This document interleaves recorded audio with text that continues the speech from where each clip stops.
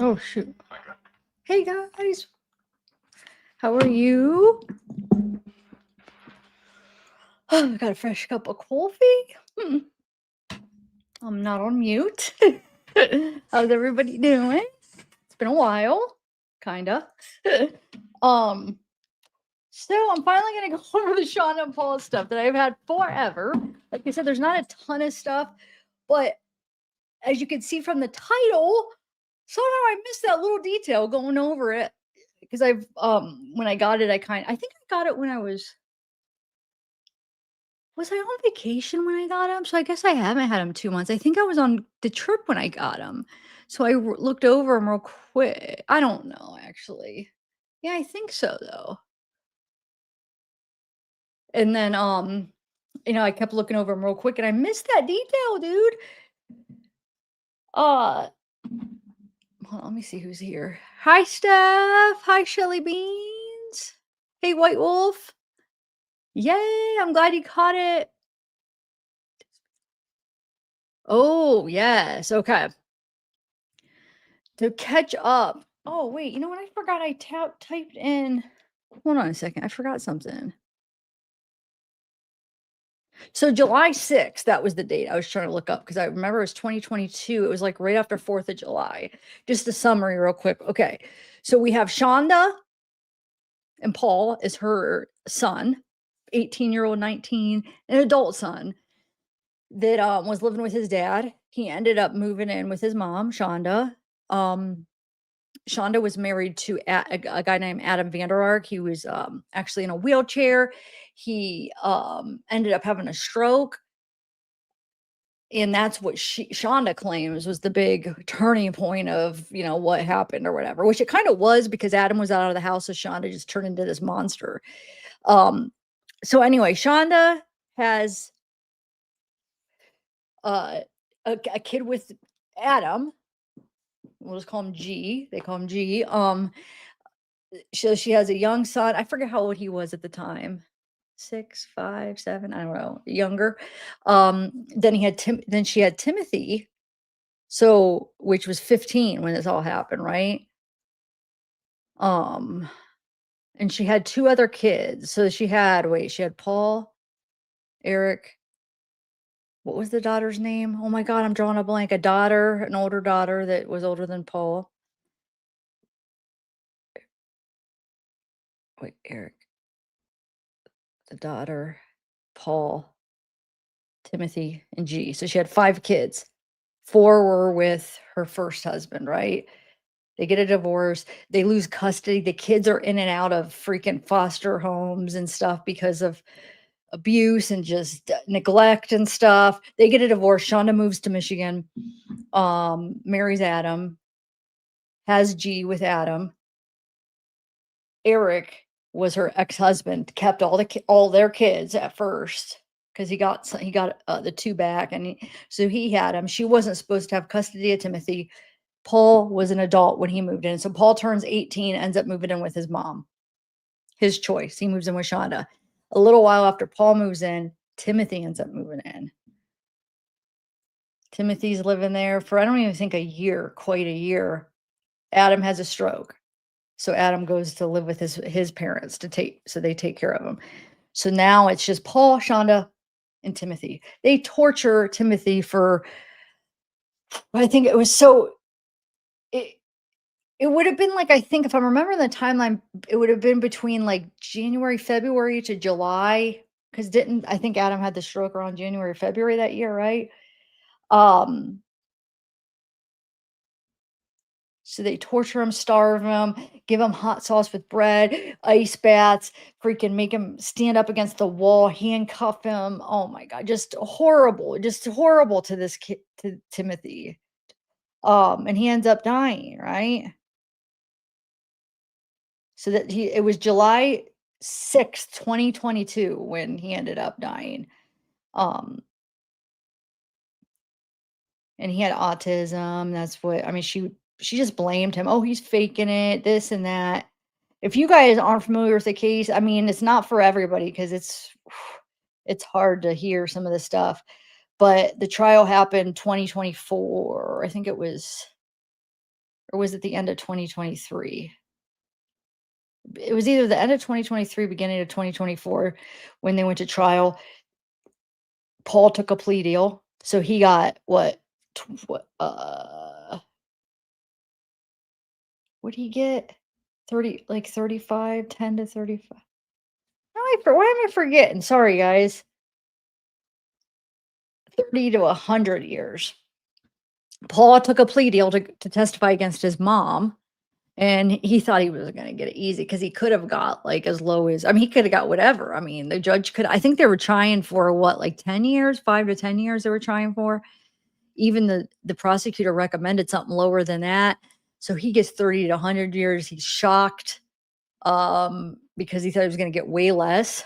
And then obviously Shonda got 50 to 100 years, so basically life, um, without the possibility of parole. So,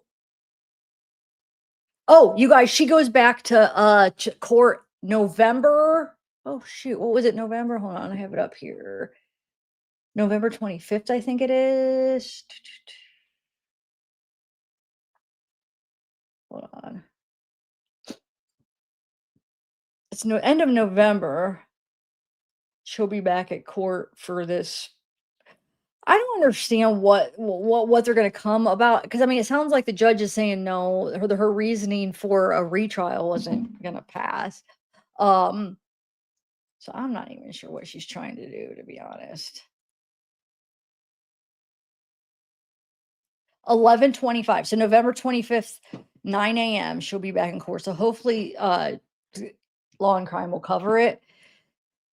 So we'll see what happens there. So yeah, I mean, that's kind of a summary. I mean, it's horrible. If you guys want to know details, you could go back through my playlist. I have a pretty extensive playlist. I have their jail calls. I have the text messages between her and Paul that they read some of them in court, but I do them where I read all of them with somebody with oh my God, what was her name that read them with me? Reread all of them. Um, so yeah, it's pretty crazy. I had Shonda's sister on and interviewed her. um, so Shauna just tried to blame her son Paul, right? And then Paul, like, basically thought he was gonna get way easier than what he did. Oh, wife Wolfie, thanks for joining. Thank you. So let me share my screen real quick, guys, and we'll start. So I ordered the files from the jail, and I was hoping to get, like, what I ordered was everything from when they got transferred out of Muskegon County to where they went, the prison. And for some reason, they only gave me like 2024. They didn't give me any 2025 for some reason, which I don't understand. I'm gonna try to. I mean, I asked her. I don't know. I don't. Yeah, I did ask her about some other stuff. It doesn't sound like they're gonna give me anything else, but I'm gonna try a different route. But so there's some stuff from 2024 about their jail stuff and stuff. So and then, like I said, I'm sure you saw the thumbnail, which you'll see. I don't know. I can't tell if she ended up getting married, because they were in the process of trying to find her birth certificate. She had to basically get her birth certificate. So she had to get him to get her birth certificate, the guy she was going to get married to, for her to get married. It's actually a guy, because the last we heard, she was dating some woman, and it wasn't even a woman in prison. It was a woman that she met outside of prison. You would think, she was against, supposedly she was against, gays or whatever, because wasn't her daughter or something about, wait, hold on, what was it? Her daughter? Oh my gosh, what was it? I think Holly's was, oh my God. So if there's any um anyway, she was never gay or nothing. She goes to prison, and all of a sudden she's dating a girl. So everybody thinks, oh, she probably, she's going to be in prison the rest of her life. So she's probably found somebody in jail, right? No, it actually was a girl on the outside that she started dating, which was crazy. But obviously, she's not with her anymore. At least, I don't know in the last, few months what ended up happening, because I didn't get anything real current, but I did get. What was the end of? I think it was July 2024. At that point, she was trying to get married to a guy, which we'll go over that in a minute. I think I found the guy because they do give me his name, so I did a little sleuthing and tried to figure out who this guy is, and I'm pretty sure, 95% sure I got the right person, and I'll go over the picture of him and stuff with you. But I don't know if they ended up doing it. I don't know what ended up happening. Are they still together? I don't know. But let's go through what they gave me. Like I said, it wasn't a lot. I was kind of disappointed because it cost me $300, and it was definitely not $300 worth. But I mean, I guess that's kind of interesting information. So,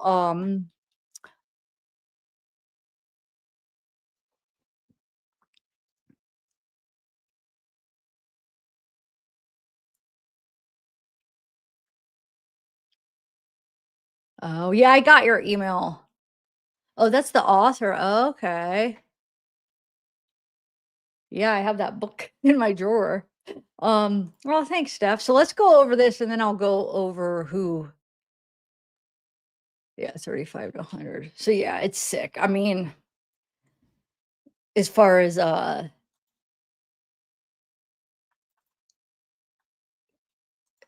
what they did, her and Paul, it's just it makes me sick. I was actually getting ready for this live to kind of like refresh on everything. I was actually listening to some of her testimony, and it was just making me sick because it was reminding me like everything she did. Oh, she made him sleep in a closet. Okay, and she had cameras. So he couldn't even he turned his head or they couldn't see his eyes when he was sleeping to make sure like he couldn't move. Like they should get mad if he moved too much. She had to be able to see if his eyes were shut. She gave him what 30 seconds to pee, or wait, was it 60 seconds to pee and 2 minutes to poop or something ridiculous.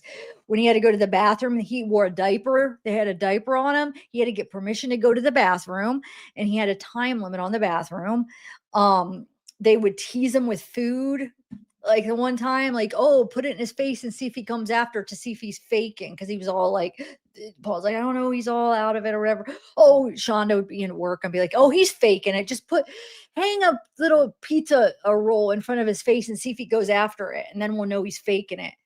That doesn't mean he's faking it. It means he's starving. It's like, you know what I'm saying? When somebody's starving, they're gonna go after it. Oh my God, she's evil. Um, and she never took accountability for it. She still is denying. And now she wants a new trial. So she's not even admitting it. At least Paul admitted, that what he did in a way. Um, so I don't know, there was a 75-page written thing where she requested a new trial. That's what I requested.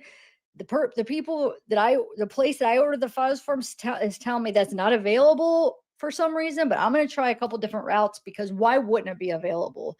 That would be a legal document. But that was the main thing I was trying to get. Unfortunately, like I said, I thought $300. I thought I was getting that. Nope, I wasn't. I was getting a bunch of redacted crap. But I guess we got one good update out of it. I don't know if it's worth $300, but it's kind of interesting about her getting married. But still, it just makes me mad.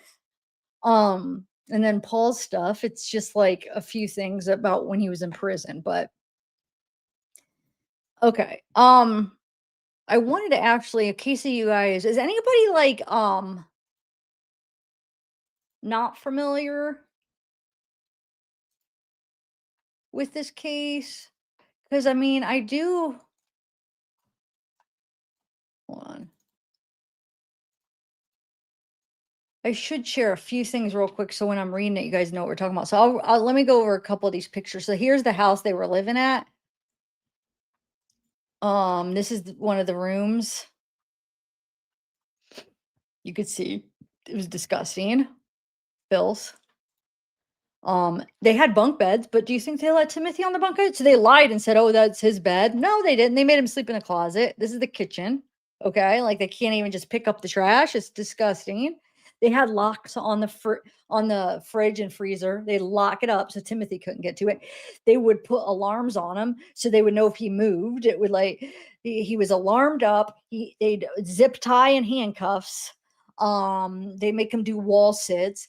I mean, the guy couldn't even move. He couldn't even do anything. And then that last night before he died, um, he was breathing out of his mouth, and so he was in an ice bath the whole freaking night.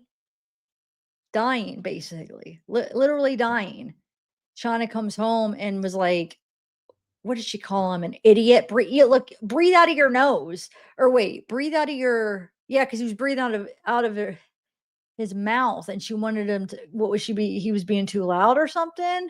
She wanted him to breathe out of his nose, right? And didn't she like cover his mouth or something to show, like, look, you could breathe out of your nose or whatever. She's just like, so, oh my god, I can't. Like, it's when I was listening to it, was reminding me of everything, and it was just making me like, oh my god, here's the locks on the freezer.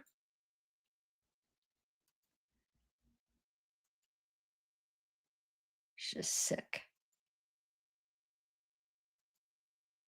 And you could see, look, she had plenty of food.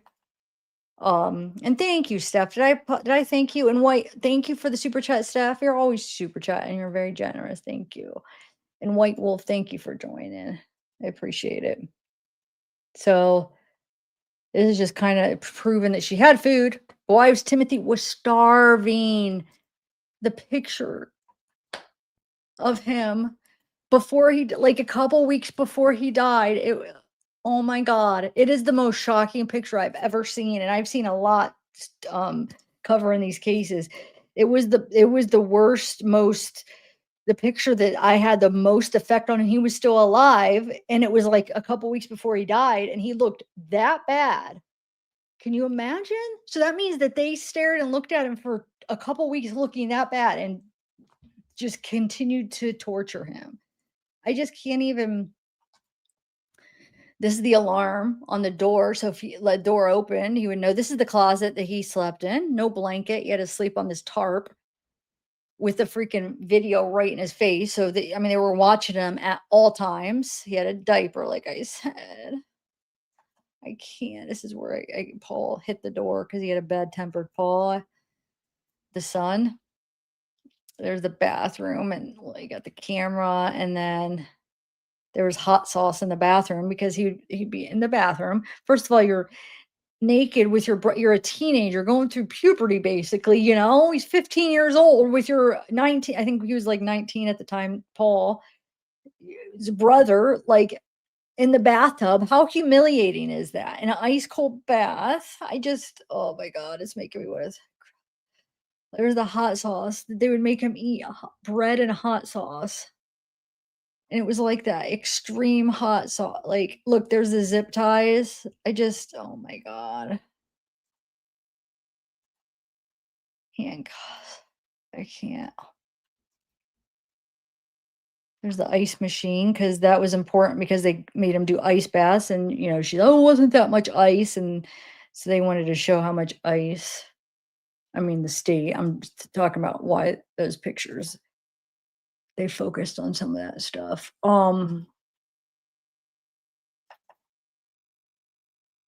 It's just. Hold on. Let's remember. So here, now this is when Timothy was smaller, though, because he was 15 when he died, but this is when he was a little bit smaller. There's Paul, his sister. What's his sister's name? I know she ended up changing her name, but I can't even remember her original name, which was her birth name. I'm drawing a blank. And then that's Paul. He's one of the ones that's now in prison for Timothy's murder. And this is Timothy right here. That's their sister. It wasn't living with them at the time. It was just these two that were living with their mom. That's all of them. Paul, Eric, the older one, Timothy, the sister, and Shanda. That's all of them again. There's Timothy right there. Paul, he's the one in jail or in prison now. It's all of them again. There's Timothy right there, and that's Paul.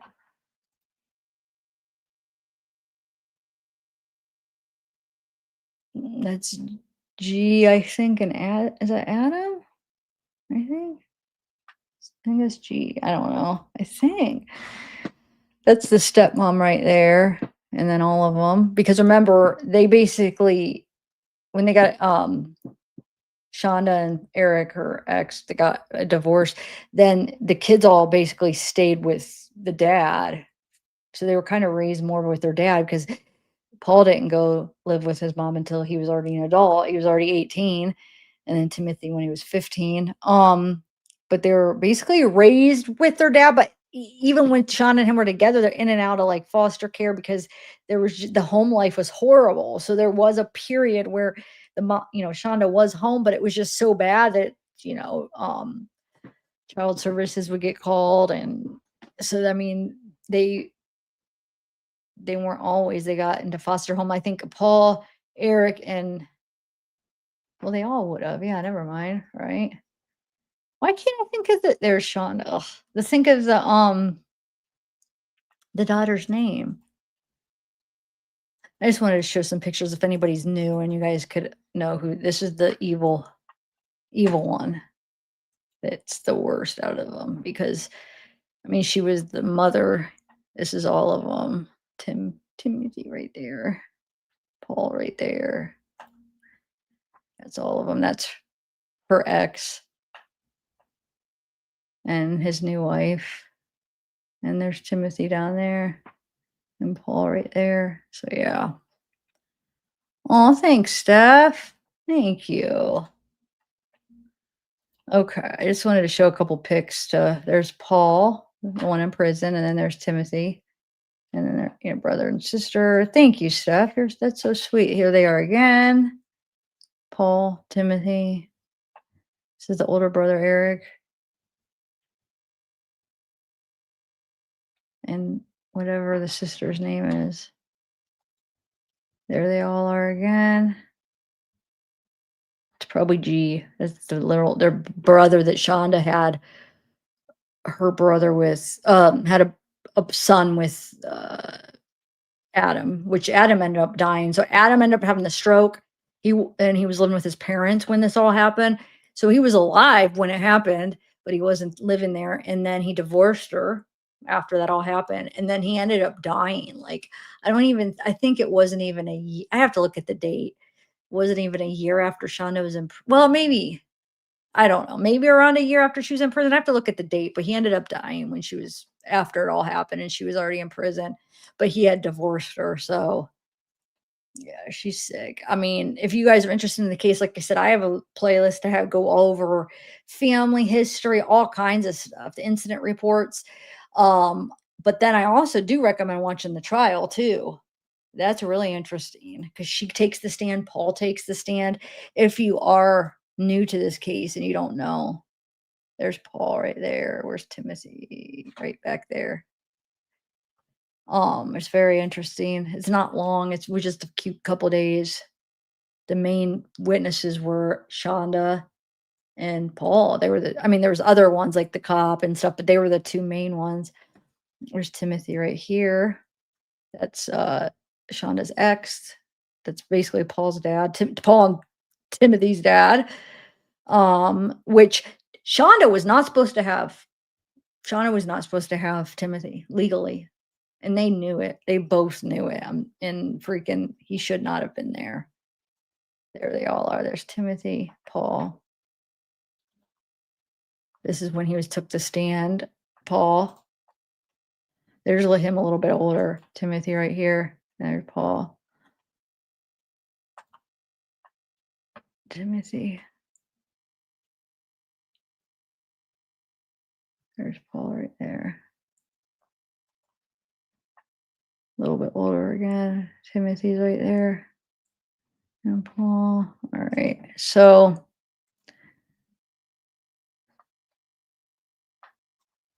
yeah, that's Timothy right there. He looks like he has darker hair right there. There's Paul. Anyway, um, look how big, like all these family members, so many people to there's Timothy right there.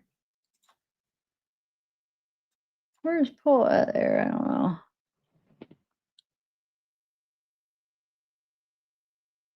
Why am I not seeing Paul on this one? Huh.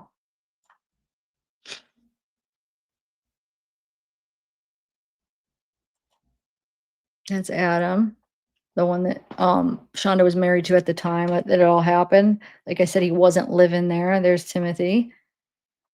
There's Timothy and Paul. I don't go over. I'm not going to put any videos yet. There's Timothy and his sister. There's Timothy. So this is on Shonda's Facebook. She posted 10 years ago today. This was August. This is before he died. August 6, 2016. 10 years ago today, this little man made a slightly early appearance into the world.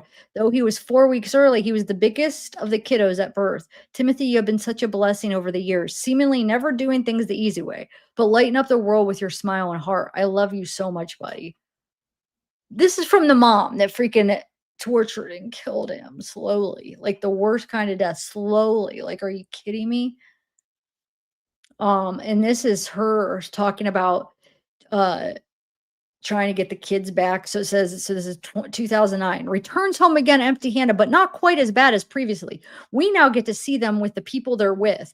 So they get to see their kids with the foster family because they have to do some things before they're able to get them back, right?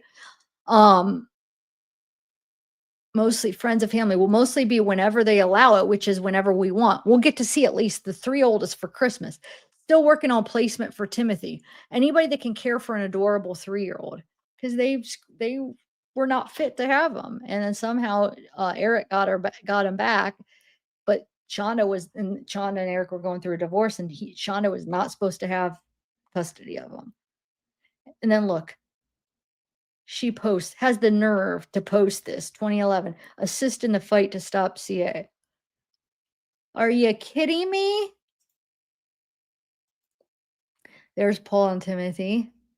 This would have been after yeah, this would have been, I'm sure, after they were living with Shonda. I'm pretty sure that's right. Yeah, probably right. I think the date, we had the date with this. I think it was like right when he moved.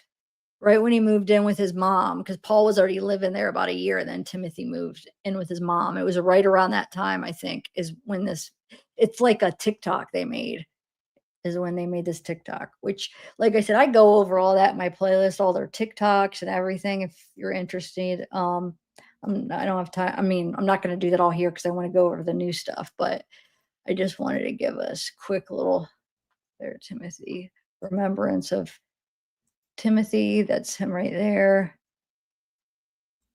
Timothy. There's Timothy right there. Sometimes he looks so different, or sometimes his hair is really darker than others. With his glasses, he looks different. Sometimes that's Timothy. That's him.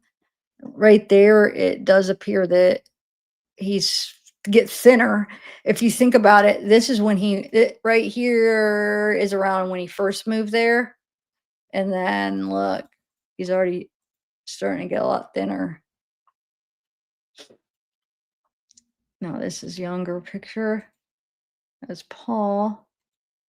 That's when he's little. All right. I won't go through all of them. I just wanted to go through some of the pics. That's Shanda and Timothy right there. That's when he's younger. That's when he's younger. Adam took these pictures because Adam was like a photographer. Look at those blue eyes. So this is Timothy when he was a little boy, a little guy. All right. Oh man, my leg is hurting already. Okay. So now that we got that, let's do this stuff. Okay. Okay. So I'll start with the Shonda stuff. So then when I hold on. Let me make sure. Hold on a second. Let me make sure I got the right ones. Hold on, give me 1 minute. I want to make why won't that go on? Stupid. All right. Yeah. Oh yeah, I did. Okay. So yeah, look how much, look at this. Remember, I paid $300 for, look. I this is what I paid for? A bunch of black boxes? I mean, I am so mad when I think about it. I just gotta get it out of my head. Anyway, I get a couple pages out of this document. All right. Oh, it's crazy. Okay, so let me take a sip of my coffee here. Oh, all right. So like I said, a lot of this is from 2024, but hey, I try to get up to present day. They suck. Okay, so Shanda, she's got yeah, just goes over her birthday, red hair, blue eyes, light complexion, built in, 126 pounds, 5'6", female. Sentence date was okay, there we go. It's January 23rd. So it was the beginning of 2024 is when she got sentenced. I think the actual trial was on and still in end of 2023 though, if I'm remembering right. And then they waited for the sentence. Um, I think. I don't know. It's either the end or the beginning. Same difference. I don't know. Well, the reason I'm trying to remember, so if you guys want to watch it, but I did play it on my channel.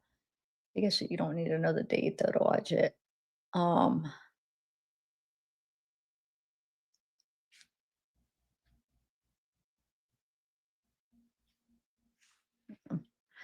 all right. So she got 50 years to 100 years, CA first degree, and then life to life open murder. Oh, yeah, she did get life. When I said 50 to 100 years, that was for the CA charge, first degree CA. And then for the open murder, she got life. Um, okay, so this right here, in case of serious illness or injury. Now you'll see, like I said, I'm not reading these in any order as far as the documents. I probably should have done the other document first, but oh well, does it make a difference? Her person of contact used to be Ashley. If you guys remember Ashley, Ashley's the one. If you guys were watching watching me cover it with the jail calls, Ashley was the only person that she called. Well, she tried to call her um I can't even think.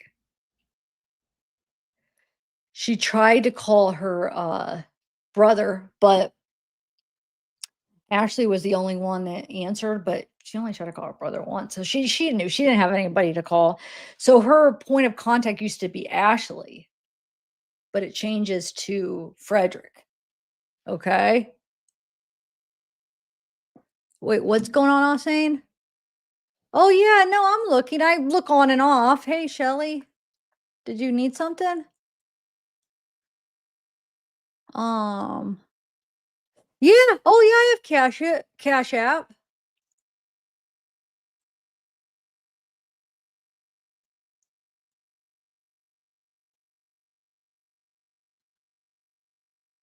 Um,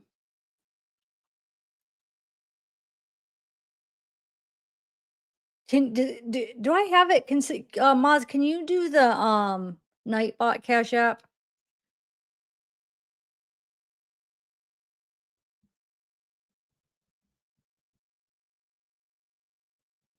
please?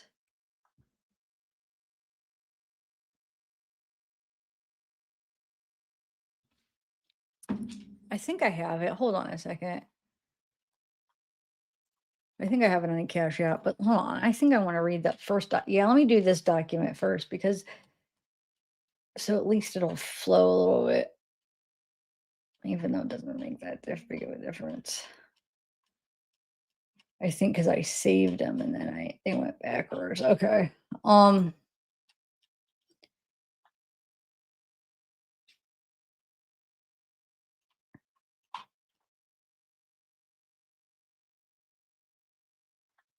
Wait, where is that? Hold on, you guys.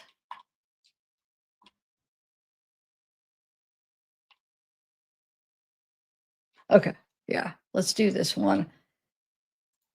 Well, no, I could do this. Never mind. I'm just gonna go this way. Yeah, fast cash out. Let me see. I think I have it under my Nightbot. Let me see. I don't remember if I put it. It should. Oh, you got it. No, saying thanks. Okay. Yeah, that'd be awesome. That would, yeah, because I mean, all the stuff donations go through, to file requests and stuff. So I'm constantly trying to make new file requests. Um, oh, Holly, you're here. Hey. So Holly is Adam's bet. So Shonda's ex, Adam, that we're talking about. Holly, I interviewed Holly, and that's in my playlist. Holly was best friends with Adam, the one that married Shonda. The one that was married to Shonda at the time that it all happened. Of course, he ended up divorcing her, but okay, so Ashley used to be her point of contact, what got who got all of her stuff and stuff. The only person outside of jail that was going to give her the time of the day. So Ashley was an old friend of Shonda's from law school. They met. Um, it changes to Frederick. This is who she's marrying right here. At least at this time, she's trying to get permission to marry Frederick, and they need her birth certificate. She changes her person of contact to this Frederick Noble. Okay. So, did you know that, Holly? I was going to text you. Did you know? I don't know if they ended up getting married. I tried to look up marriage license. I can't, I'm not, nothing's coming up. So, if anybody could find anything, because this was from, well, you'll see, we'll get dates of when this was all from. But this, it was at the end, I think it was July 2020. It was the end of 2024 is when all this, most of this stuff is. Okay. So it goes over, now this is intake. So this would be intake when she, now not the change in, that wasn't from intake, but intake of when she goes to prison. So remember, she gets sentenced January 20, what is it, 23rd or whatever, 23rd. So now they're intaking her for prison. So so they're going over all this stuff, her weight, height, all that stuff. She's got a scar on her knee, her right knee, and blah, blah, blah. It goes over her. So you'll see it's going kind of backwards. Her case, her person used to be Ashley. Okay. So it's kind of going backwards. And then she changes it to Frederick. Actually, I could, hold on, let me see what the date that was. So there we go. May 20th, 2024 is when she changed. Well, at least by then, she changes in case of serious injury to Frederick. So it was Ashley before that. I remember Ashley when she was in Muskegon, that whole 2 years leading up to the trial, well, a year and a half leading up to the trial, that was the person she was talking on the phone to. The only person that really gave her time of day. So now we have a bunch of redacted stuff. Look at this. That ink is expensive, even though it's not even printed. It's online. They didn't even have to really use any ink. It's free to just redact. Look at that. I'm still scrolling. Yeah. Yeah. Right? Like, what the heck? Tell me you wouldn't be mad at that. Okay. And there's a few more documents, but it's for, watch, you'll see. It's bull crap. Okay. So now we have, oh, let me go up to, oh, it's more redacted on this one. Okay. So now 126, so it's the same thing. So like a lot of double stuff, same documents with the same stuff. Tell me why is this going to cost me that much? So this is the same thing that was on the other one, right? Unbelievable. Talk about there, Ashley. It's the same thing. And then we have this, her picture, which you could look that up online. It's right there on that MDOC freaking website. So thank you. I could have got that in color. Looks a lot better than this. So thanks there, buddy. uh and then 520, same thing we saw where she ends up changes to Frederick. Okay. And then we have redaction, like 3 pages redact. Okay, so now we have notice mail rejection. containing, it says mail containing the following: unapproved property, stamp rejected. I don't know, from G. Powell. I don't know, what did it contain the following what?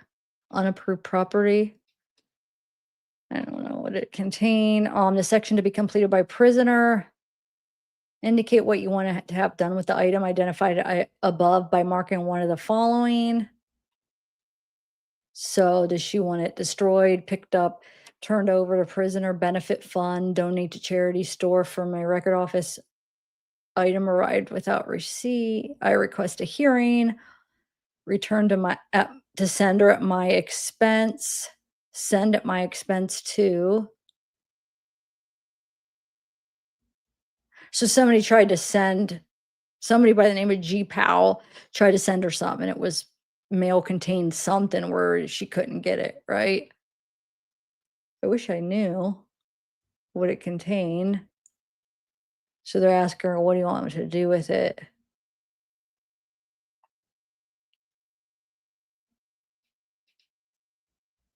Huh.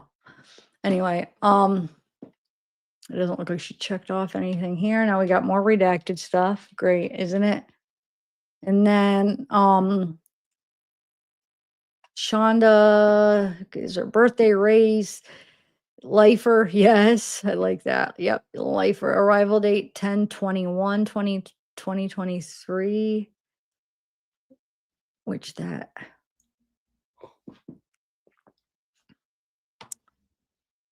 I don't understand. That's not when she would arrival date? Huh.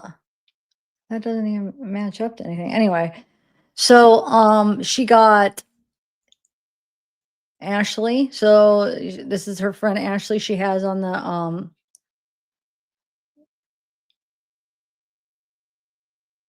I don't know what this is for. Program classification report. She got a reading score of 15, math score 12. So academics, she got on February 7th, 2024. She took general equivalencies diploma, maybe the completed. So she completed that. And then these are the ones she's waiting for, I guess. But I don't know. She got career scope, employment readiness, healing trauma, routine work assignment, resume workshop, work keys, career, beyond violence.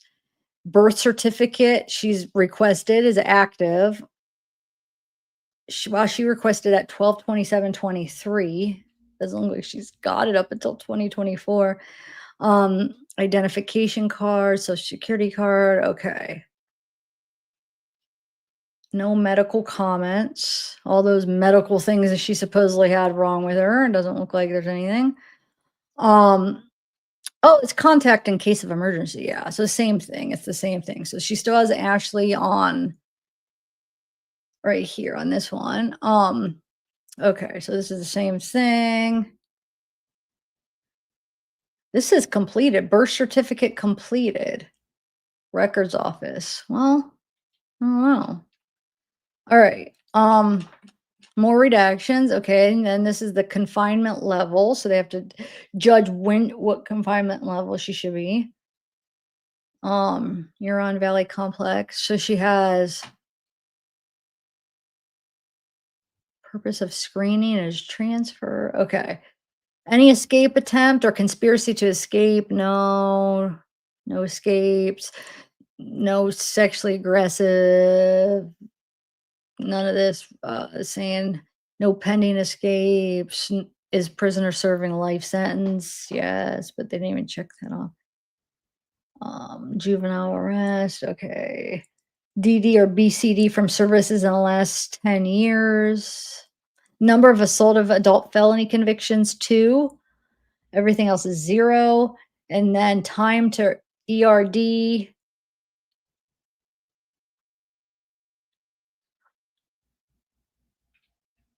Why is that 6? Oh, 4 over 10 years equals 6. Okay.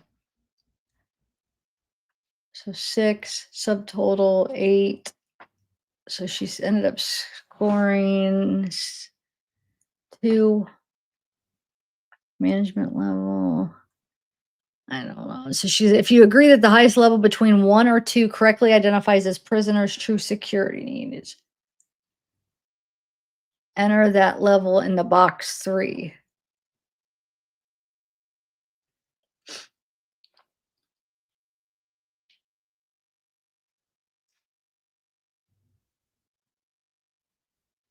Confinement level 4.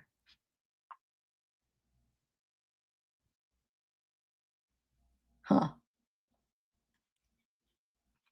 I don't know. Yeah. Okay. So starting at left, check yes or no at each item that directs you to the next item. Then when at risk category is reached, at right, circle the category. So her risk is um not applicable. Low property risk. She got a low risk. Okay. Now, no, this is still from January 29th, 2024. It goes over homicide, open murder. Um, 44 years old. It gives her birthday, citizenship USA. Confinement level is 4. Nothing else is checked. We have violent crime with injury or death. Yes. Um, married at offense or prior, because she was married to Adam at the time. Instant offense assaultive. Number of adult probations. Okay. Or age at first arrest was 43. Okay. Sorry. I know this is really exciting stuff here. Substance abuse history. Oh, wait. So this says offender completed the 12th grade from Huntsville High School in 96. Verification pending in Omni. Severity of problem. So she scored a sassy score 2. Final assessment 1. So she has a low probability of substance dependence from her score. It says alcohol age 21. What does that mean? That's when she drank first? Is that now look, some more redactions.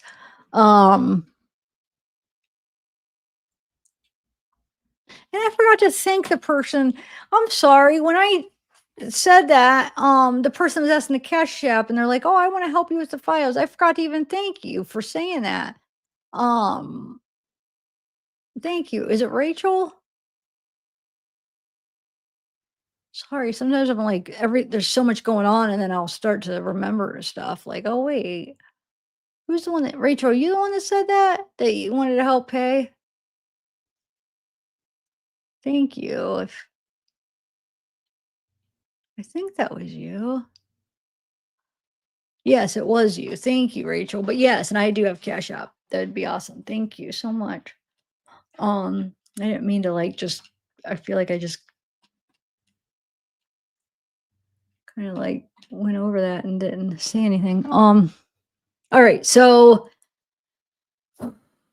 checklist, intake prisoner. So this is boring stuff, all the intake crap. Very exciting, right?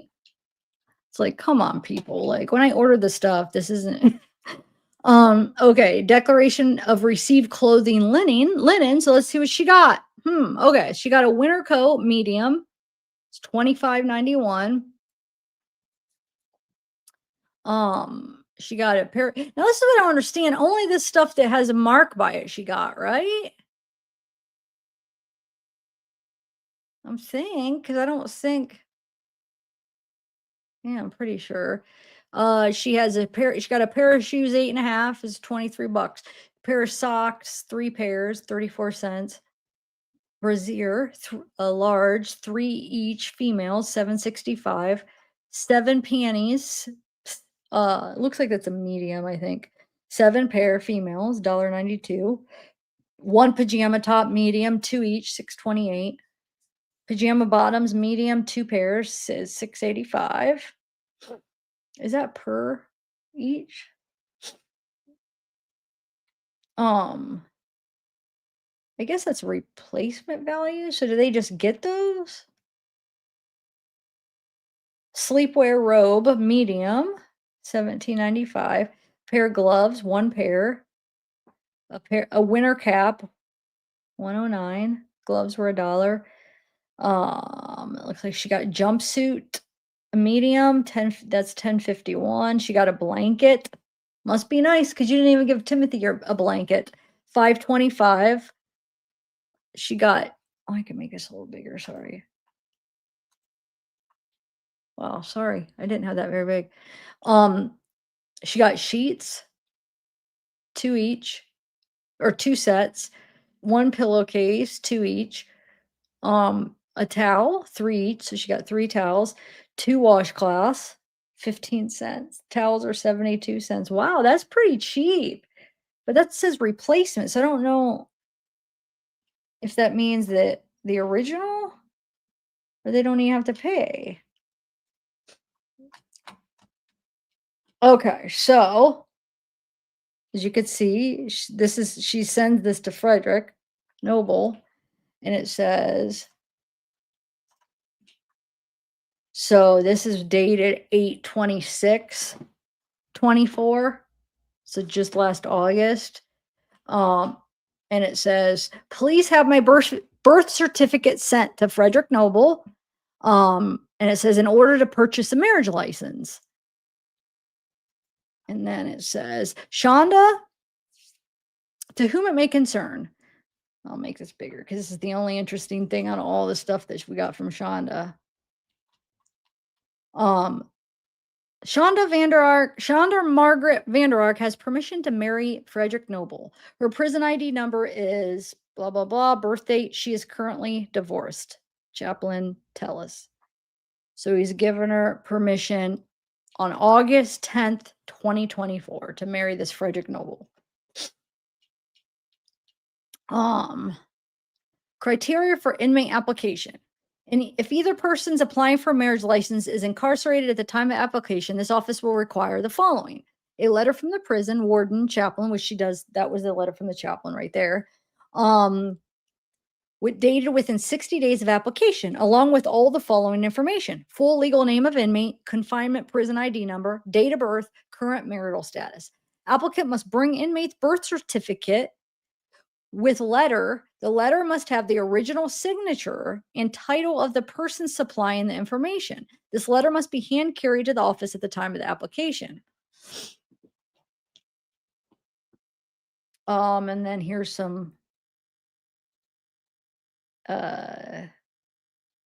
email subject, writ or past information email. This is for a video Zoom hearing, and the facility will need to dial in to connect this hearing. Please confirm the video coordinator. Some proceeding for defense counsel to call the number you provide. Okay.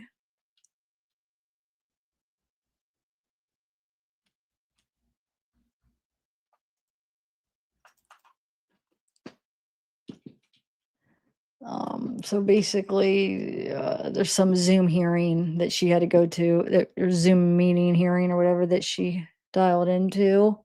This is dated July 8th, 2024.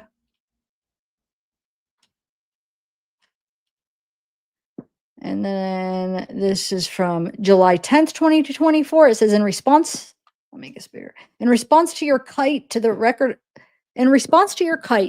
office, the record office does not make copies of file documents at prisoner request. We are not able to provide you with copies of your birth certificate. So that's what I don't know. Did she get it? Because that's what she needs for her to get married, right? It said, if you have further questions regarding the marriage process, I recommend communicating with the WHEV chaplain via kite. The chaplain may be able to advise you further. Thank you.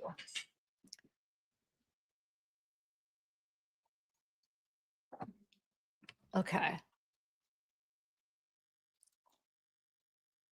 Right? I know, Holly, for real. Hi, Chief. Where have you been? You disappeared for a while. You're back. Yay. Hi, Anthony. Austin. Yay. Okay, so this says, "Dear Judge Cassell." So that was the judge. He was good. Everybody loved him. The judgment of the sentence in the above referenced case. Wait, who's this? Okay. In the above referenced case awards 575 days of jail credit. But I don't understand who. Wait, hold on. I want to see when this is dated. Yeah, this would be after she was already sentenced. Right? Yeah, January 31st, 2024 is when this is dated. She would already this would have been after her sentence. It says that the above referenced case awards 575 days of jail credit. However, it is believed too much jail credit has been granted. This was determined by subtracting the 575 days of jail credit from the sentence date, which results in the sentence beginning on 6/27/22, which is prior to the actual offense date of 7/6/22. It is believed the most jail credit award should be 565 days, which would give the prisoner credit back to the arrest date of 7/7/2022. We currently have entered the jail credit of 575 days as ordered on the judgment, and at this time suggested to be reviewed. If the court finds an amended judgment is warranted, it is suggested one be completed so we may review the time computation. If resentenced is necessary to accomplish this, it is suggested that the process be considered and or initiated. Any amended judgment should be sent to this writer at the address below. If you need further information as the status of this prisoner or any questions, feel free to contact me at blah blah blah. So I don't understand. She's getting life. Who cares? You know what I'm saying? She's not getting out. Like, what's 10 days? But I guess. Okay, so 520, this is that same thing where it shows Frederick as the new person. And then please change my emergency contact. So this is showing where she wants to change it. So this was April. Please change my emergency contact to Frederick Noble.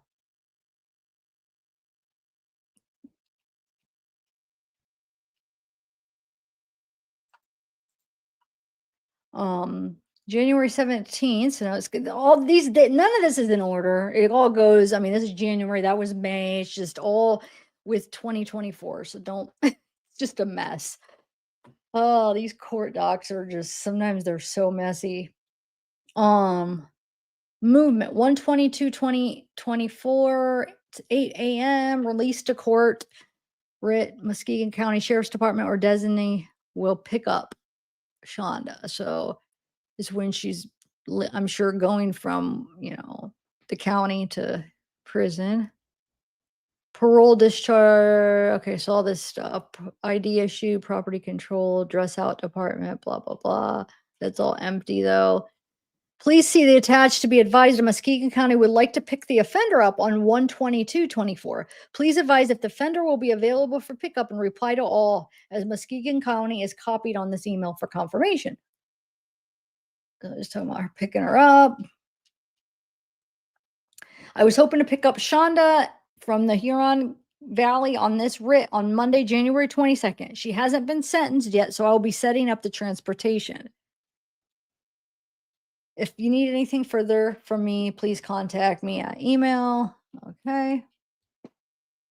Do not release without first contacting the facility from which this prisoner was received. If prisoner escapes custody, immediately notify the facility from which the prisoner was received. Note contact telephone number is below, as below.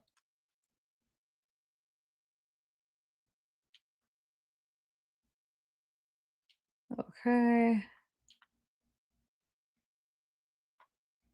In law enforcement, in order to properly record the status of the prisoner and avoid inappropriate release or transfer, please fill out the following. Okay.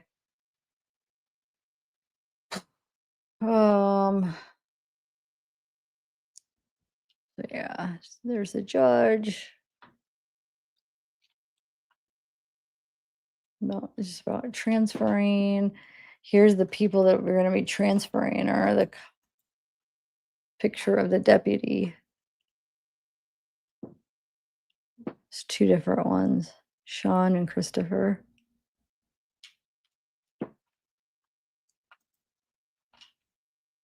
The following person is to be released on writ court order, indicate any particular information pertaining to the safety exercising the transportation responsibilities. This information will be relayed and assigned transportation. Okay. Institutional adjustments, violent crime with injury or death. Same old thing. How many times did I get these two different ones? The one from January and one from May. I think 3 or 4 different times. So you're telling me I have to pay, that'd be like 16. Wait, is it? Well, it was either 3 or 4. So like 8 pages and then all the redactions. So really I'm probably only getting like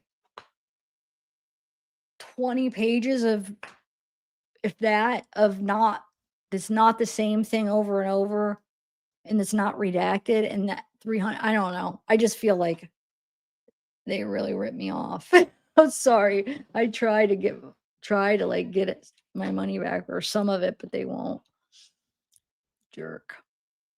Anyway, so yeah, it shows all of her different names: Shanda Ferguson, Shanda Ramsey, Shanda Trammell, and Shanda VanderArk. Just all her numbers right here. Out since 122. Okay.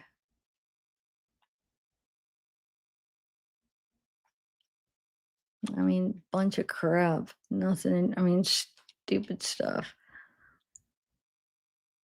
Ashley.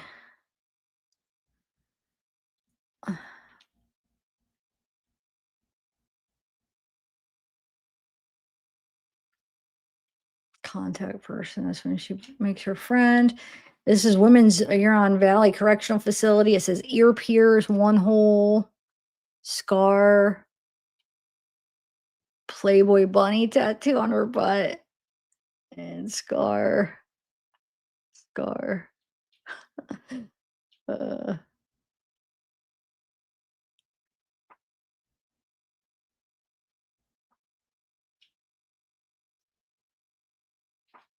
what is this? Commitment Department of Corrections. It just shows the debt. Go jail credit. See, this is where it says 575. It's supposed to be 565. It shows state minimum 136, restitution 5,000. Like she's gonna be able to pay that. I doubt it. Let's see, attorney fees 450, total 5,716. Is a crime victim 130, state minimum 136. Says due date is 123/24. Not paid within 56 days are subject to 20% late penalty on the amount owed. Oh, she's gonna be accruing late. Oh. The prisoner owes a balance of $716, not including restitution, which is over 5,000 restitution, collected by Department of Corrections, obligation ordered in the judgment of sentence and the order date. Okay, let's see. For payment toward obligation, the Department of Corrections shall collect 50% of all funds received by prisoner over $50 each month. By the prisoner over $50 each month. So whatever she works for, she's got to give 50% of that, which they make crap in prison until she gets that like over $6,000 because she has the 5,000 something in restitution and then 716 here. She'll be paying it off the rest of her life. So she has to pay 50%, right? Am I understanding that? 50% of her prisoner over 50. Wow. If the amount withheld at any time is $100 or less, the department shall continue collecting funds from the prisoner's trust account until the sum of the amount collects exceeds 100.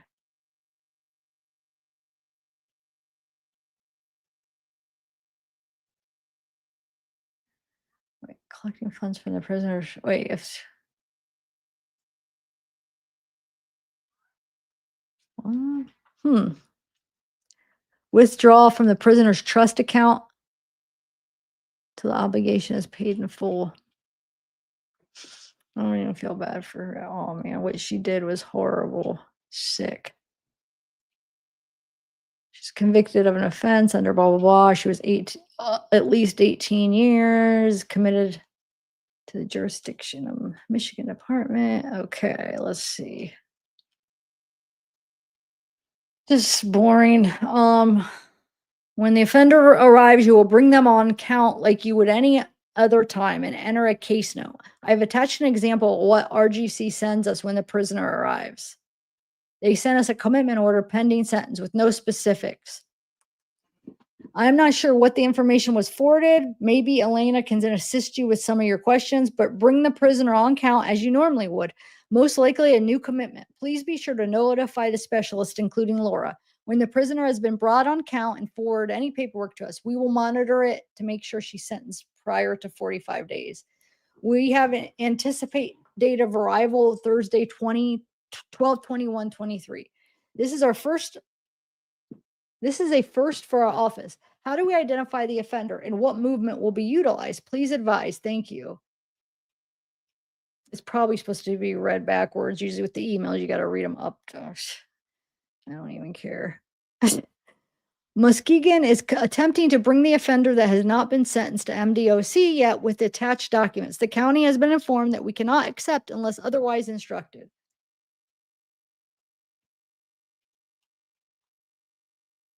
VanderArk. Yeah. And here's another picture, the same freaking picture that is on the, and then some redacted. Okay.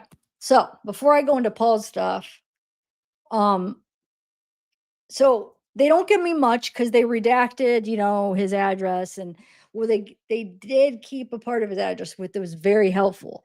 So I think I'm 95% sure I found the right guy. So um um but I don't want to say 100% because I'm not 100%. So just take it with, oh wait, hold on a second.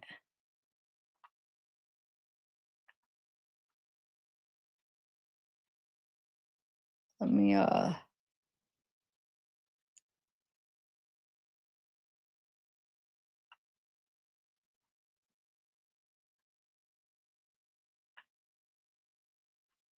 um yeah. So just um so they left where he was from, not his actual specific address. Uh so I was able to, I have his name, so I was able to use the program I use for like background searches, and then there was one guy that was from that area. Um but hold on, I did it somehow. I went back and forth, and then I just like it came and I found him. I was like, yes, but it was just like I kind of, I'm trying to think the first step I did. Hold on a second.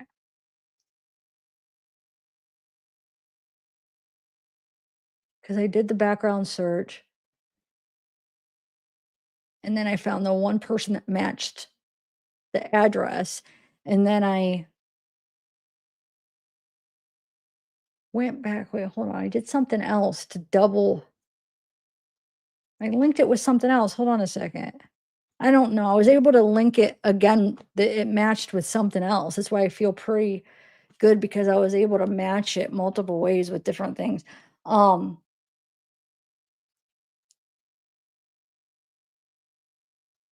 yeah. Okay. So,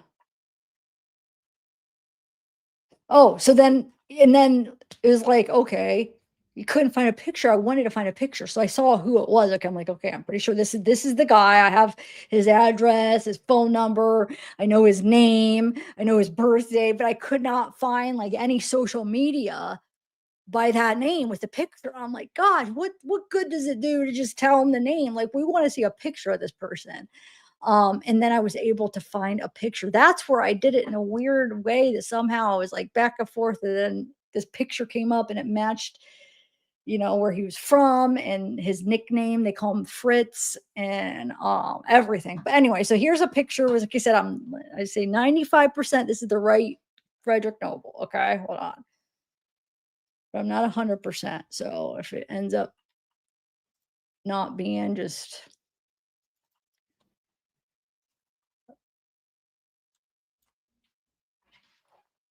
He's 60 years old. He's a little bit older than her, a lot older. He's like 15 years older than her. He's in a band. I think he's still in the band. He was in a band. I don't know if he still plays. I don't think they're still play, but he was in a band. He played the drums. Um, so I don't know. That's Frederick Noble. He actually has a GoFundMe, which I kind of feel bad for the guy because here's his GoFundMe. Um, so Paul Westover is the one organizing. Um, so it says, "Hi, my name is Paul. I'm fundraising on behalf of my coworker, Frederick Fritz Noble, a kind, funny, and big-hearted 60-year-old who's facing some tough challenges and could use a helping hand." Um, and well, we'll go over that in a minute because somebody had brought up, wonder if he's using Shanda.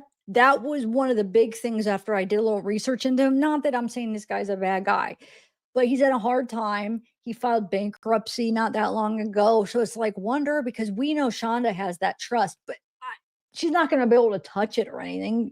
She inherited money and she was getting like so much every month, but does she still get that? Because maybe if she gets that, that could go to the restitution. I don't know how that works, but she inherited it. I think it. Wait. Did her sister say that there's stipulations that if you got arrested like that and had a felony or something that you couldn't get it or something? You have to go back and watch her interview, you guys. I interviewed Shanda's sister if you want to check it out last year. Um, but I don't know. Otherwise, what would he be? How could he be using her? Unless if he saw my video or whatever and saw that she does have an inheritance, but I still don't think that she is able to get it. I'm trying to remember everything I talked to Shauna's sister about, if it does seem like she is going to be able to get it. And I'm pretty sure she said no because she's got arrested, so that she wouldn't. But I have a question. Let's say there wasn't like a stipulation of like, oh, if you get arrested for like a felony like that, that's one of the things that you can't legally, according to like the law, legally, if that wasn't in there, are they able to get stuff like that? Like if you're in jail for life and you have this inheritance, are you able to get it? I don't even know. That's out of my league on understanding that stuff. Anyway, hi Crystal. Hey Danielle. But otherwise, I guess I don't know what he would get from her. But anyway, let's read this here. So it says he's faced some tough challenges and can use a helping hand. Fritz is on the verge of starting dialysis as he battles serious kidney issues. Despite his health struggles, he's continued to work and do everything he can to stay independent. But now the car he relies on to get to work is on its last legs, and repairs are expected to cost around $3,000. He still owes money on the vehicle, and without it, he risks losing not only his job but also access to vital medical care.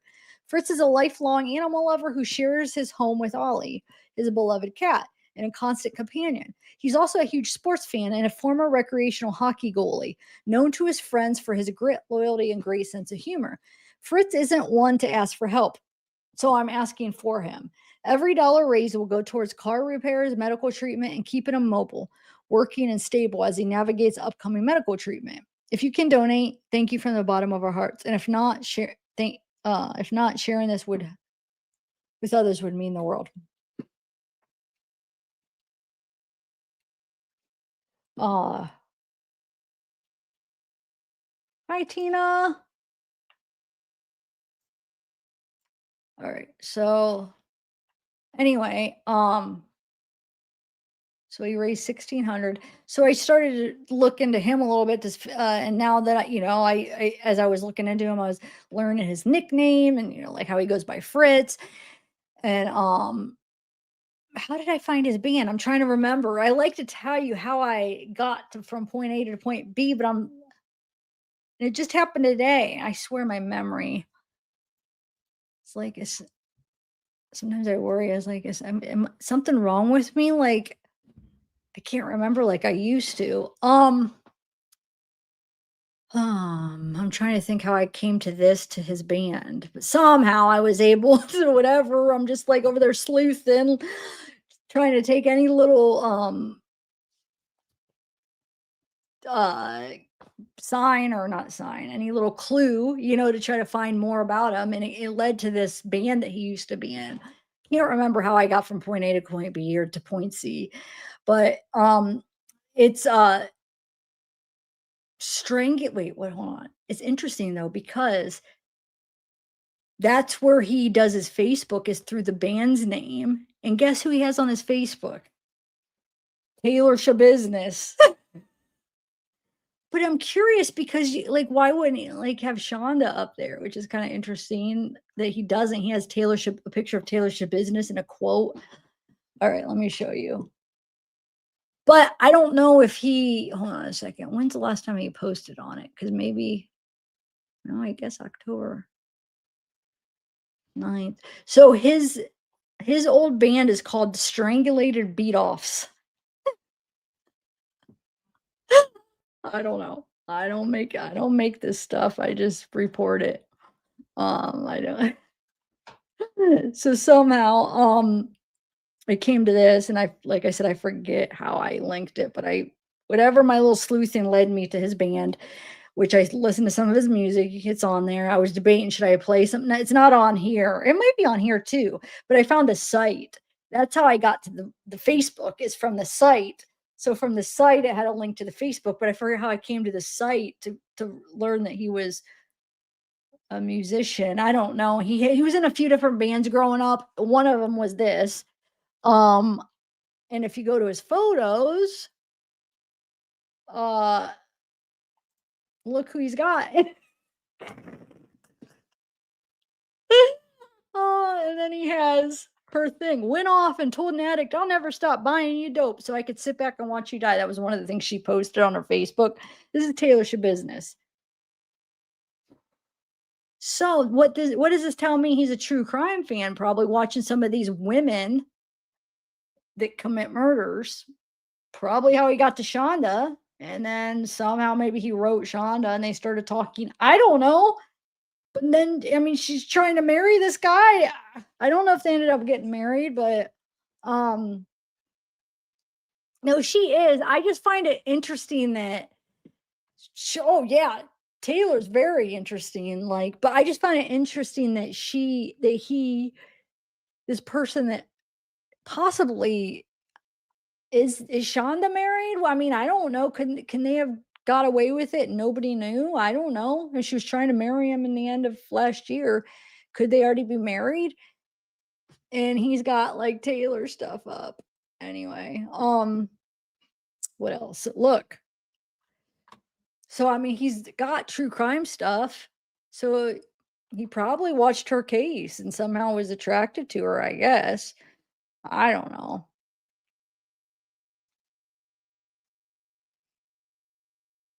He did lose some weight though, because look,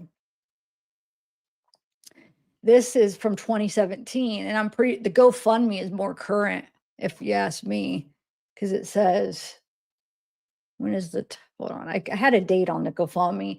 It's this past year, right? Where did yeah, July 3rd, 2025. So, and this was from, shoot, 8 years ago. Look how heavy he was. So he lost some weight. This is him and his band.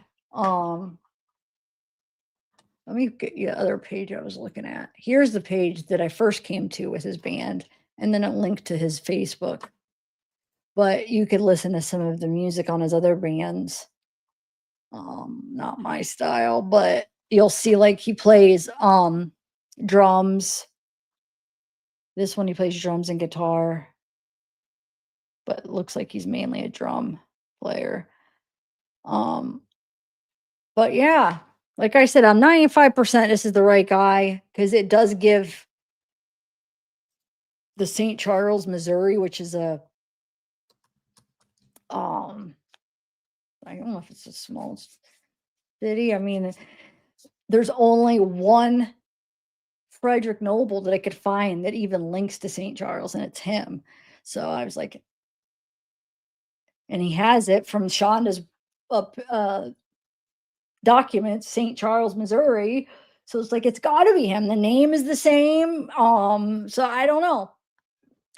I mean, like, that's why I can't say 100%, but I usually have to feel pretty confident before I even put it up there, but I have to put a disclaimer because I'm not 100% that it's the right guy. But I'm 95% is where I'm gonna go with that. Um, but I don't know, let's see if you guys what you guys could figure out. Um, and if you guys could figure out marriage license. I was trying to look up marriage license. Sometimes they don't release them. I remember, in Hawaii, was it Hawaii? They would not you had to be the person for them to release it. Uh, Michigan, I was able to type in a name, like, to search, but nobody came up under Shanda or his name. So I think it just depends. Uh, and I would guess that if they got married, it would be in Michigan, right? I mean, because it would. She's stuck there, so they couldn't got married anywhere else. So, but I don't know. He seems like he's. Did he ever visit her? I can't see him. I mean, it seems like he's having a hard luck, but it may be in the last year because that was the dialysis. That was just this year, a couple months ago. So maybe last year, because that was last year, July of last year, 2024, is when they're trying to get married. So, I mean, maybe health wise, he took a turn, you know what I'm saying? He went through a rough year where now they say, they say dialysis he's gonna have to go through. So I don't know, maybe they didn't even end up getting married. But I just thought it was interesting that they was try. I mean, she was dating that girl, and now she's not even long after that, because by May, she's already trying to get married to this guy. That was when that one her girlfriend reached out to me, remember? And gave me that phone call with them. So she had recorded a phone call because she just reached out to Shonda. Supposedly this is by her, um just paraphrasing from what I remember our conversations. She reached out to Shonda just wanting to befriend her, and then they ended up falling in love or whatever. And Shonda's never dated a woman, but somehow ended up falling in love with this girl over the phone. Um, um, and then so the girl would always record her call. And I guess she told Shonda knew she was recording it, I guess. Yeah, because she knew she was recording that phone call. So she said, or maybe she knew after. Maybe she recorded, then after said, "Hey, I recorded you," because she was so nervous because they were like Paul and Shonda were getting word that the stuff I was putting out. Like Ashley was telling Shonda, and baby girl was telling Paul. So they knew of my channel and they knew I was putting out their jail calls and stuff. So she didn't feel comfortable giving me that call unless she told Shonda she was going to give me that call and got permission. So she got permission from Shonda. Now, these aren't the jail calls that I actually ordered. It was one call that, and I was very specific when I released that call. It was just one call where she recorded. It was when she was in prison. So I couldn't get those calls. So it was after she was out of Muskegon and went to prison where those cars aren't available. She gave me that call. But the other ones that I released in Muskegon, those are all ones that I got from the jail. Anyway, so she wanted to get her reaction when she told Shonda about Paul having a girl and is gonna having a fiance and stuff. So we got to hear Shonda's reaction when she told Shonda about Paul and baby girl or whatever. I'm trying to think, what else did she say? I'm gonna have to go back and re-listen to that. She said, oh my god, what was it? That she told her about baby girl, but also I think there was something else she told her, and we got like her first reaction of what Shonda said to that. So, but that was at like probably February, March. I mean, that was around February, March, I would say. So you're telling me you're in love with this girl in February, March, and then in 2 months after that, you're wanting to marry some guy? I mean, that's pretty crazy. Now I'm wondering, I do have to go back and listen to it because during that call, she mentions a guy that she started talking to, but it was just like a friendly thing and like, well, he's helping support me or he's helping I don't know, something about a guy and and the girl was like, that's fine, you have to do what you got to do, that she was like kind of like the guy requested to talk to her or whatever and they started talking. Wonder if that was him. I'm trying to think if they give me the name. I got to go back and find that. If she says the name of the guy, because that'd be something if it was Frederick and it was him that she was ends up. Wow. Wonder. Anyway, let me go back. Let me go through the rest of this and then I'm sorry, I'm all over the place. So this is his band's Facebook, his old band, Strangulated Beat Offs, whatever the heck. But you could see there he is right there. That's a picture of him. Um,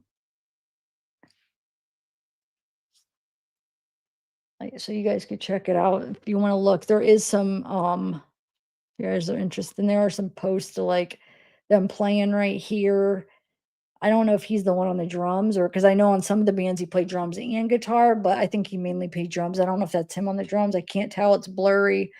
Um, and like I said, there's his cat. I mean, I don't know.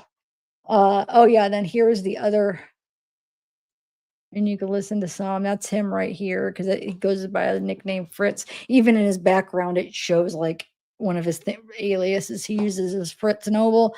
So there you go. So don't know, guys. Still a mystery. So hopefully we'll be able to figure out if she got married or not. But November 25th, you better believe it. If Court TV's got cameras in there, I am on it and we'll watch it together. It's supposed to be November 25th at 9 o'clock is her next hearing. So remember, she was trying to get a retrial. What I don't understand is I'm pretty sure the judge freaking said like negative, no. But then she was going to come back. She had to be in person because remember that last hearing she did the Zoom. She was just there video, but he said for whatever they were going to do the next one, she would actually have to be there. They're going to bring in a witness. What was the expert witness? Now I forget. There was somebody that they had to plan, and she was going to bring in. I think it was some witness, right? And that she had to be there for it. And yeah, she's trying to get a retrial. There's no way. I'm pretty sure he already denied her, which I'm confused why. I didn't understand exactly why he was going to have her come back and do that because it sounded like he was denying it. And even on the court here, I'll show you. It almost seems like it's like denied, but I'm still confused what the hearing is. I know that there was a hearing. I mean, we heard him say they had to reschedule the next hearing, but I was just confused what it meant. Like, what are they going to do for it? Here, see if you guys could understand it. So the next one is 11:25 at 9 a.m. It's a miscellaneous hearing. She still has a balance of 5,859. And yeah, you could go back. I live streamed the hearing, and if you go back like probably a month ago on my videos, it'll be lives under the live section where we watched it together. I'm gonna have to rewatch it again because I forget who she was gonna have. I swear it was some witness she was gonna bring in, and the judge said you have to actually be here in person for that. So that's good. She'll have to be there in person. This is all just her past stuff then.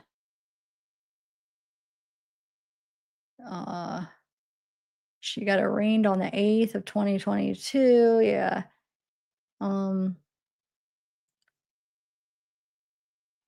Bond denied. So yeah, but this is her next thing coming up. So, and that last one was in July. So that's when it was. So I said a month ago. So it was a couple months ago.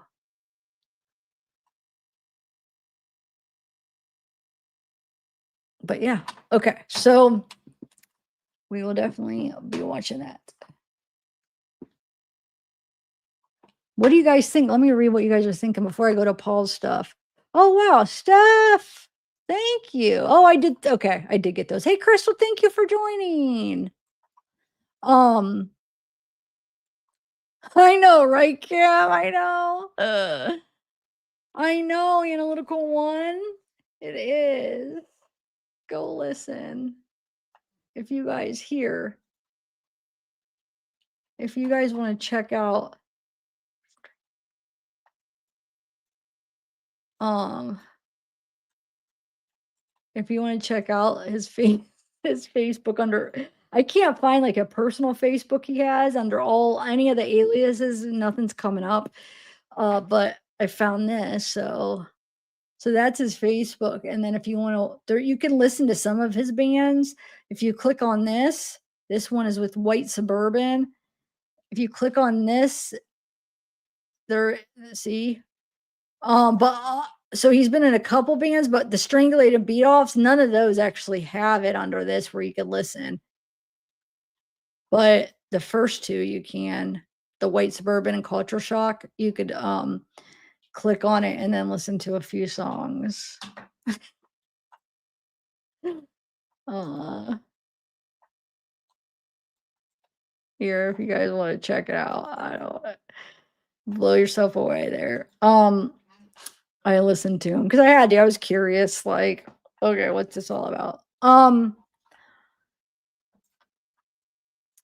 But yeah, besides that, that's all I could find on him. Oh, he did bankruptcy. Okay, wait, hold on. He's got some bankruptcy. I'm not going to bring up the background report because it's got addresses and phone numbers I can't dox right now, but I can read. Let me read what I'm looking at right now. So he philosophy. He studied philosophy.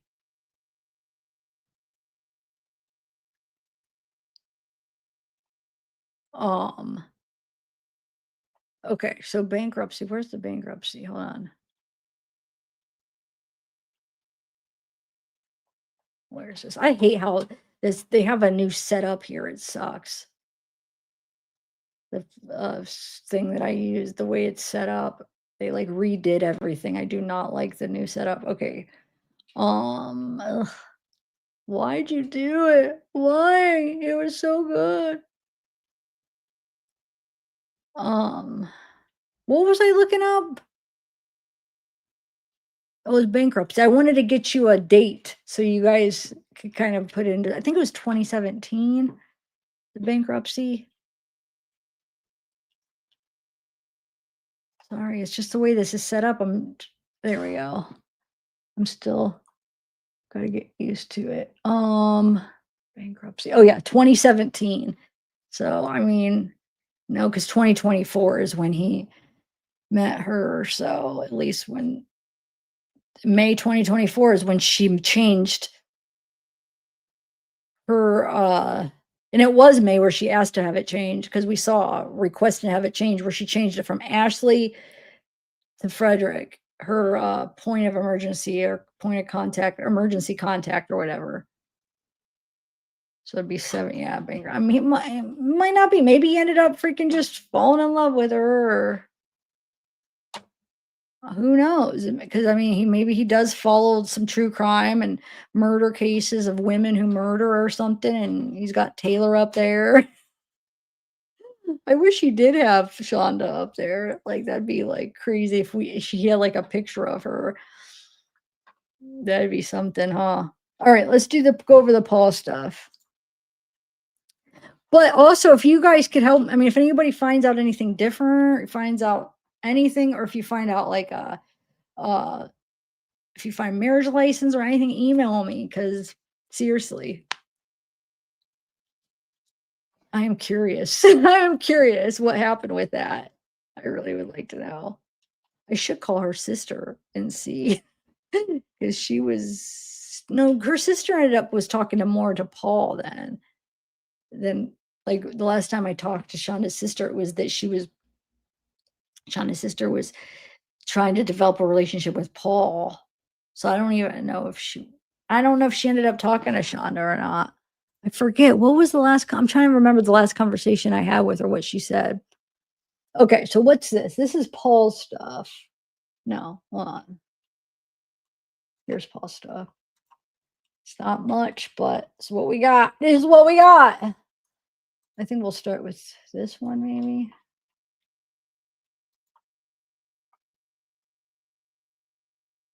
I guess this does say 7/19/2025.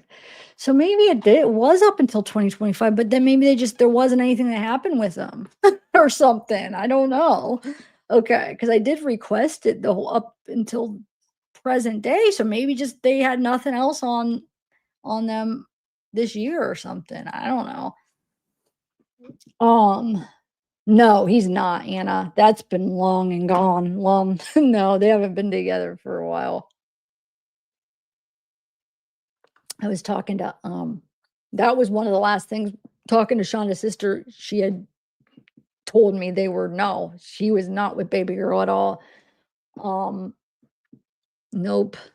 Law, no. I think that ended shortly after everything. I don't think it lasted like after I stopped covering, I was done with everything, covering the case for a while. I'm pretty sure like within that month. I don't think it lasted much past the buzz of all of us listening to their calls and stuff. So yeah, Missa Pinoza, Missa Pinoza, hey. No, he's not. No, I don't think. I mean, I think it's too late. Well, I guess it's never too late, but I don't think they're gonna press charges. Um,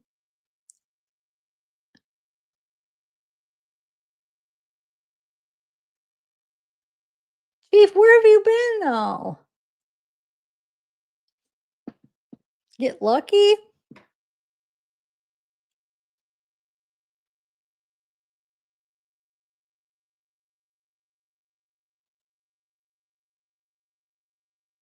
Hey, Mama Mia.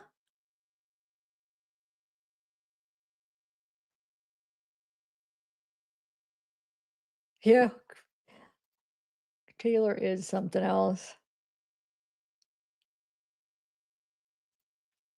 She is. I know I missed you.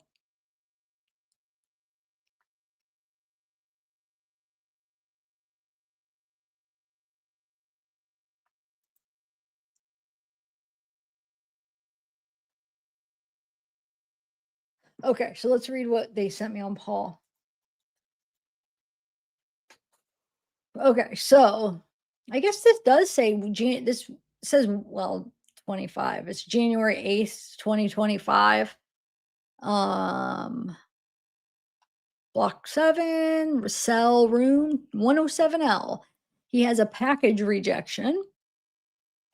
So just this past January, um he had I wish we would knew what Shonda's that whatever she got sent to her. I wish it specified like what was in it that got rejected. Anyway, so this is Paul now. So Paul has a notice of package mail rejection. Prisoners received one book. It's a testament of Sister New Devil 2. The photos are of people engaged in sexual activity.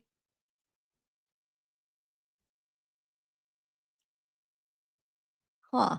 While the photograph does not display the genitals or the actual sexual act, it does not disguise the content, which is depicting actual or simulated sexual acts by one or more persons.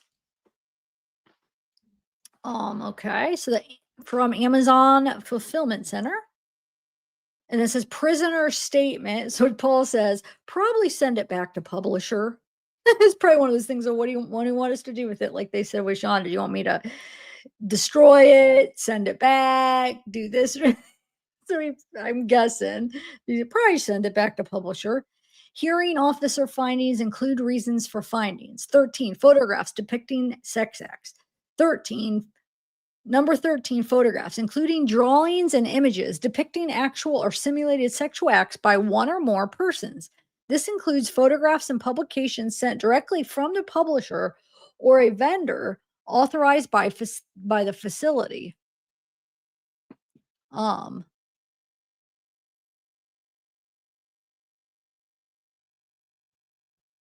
huh. PP. Okay, prisoners are prohibited from receiving mail that may pose a threat to the security, good order, or discipline of the facility. may facilitate or encourage criminal activity, or may interfere with the rehabilitation of the prisoner. Review the package has been verified. Review of the package has been verified and does meet the above criteria. Notice of package mail rejection is upheld. Um, and it says prisoner has elected to return to sender.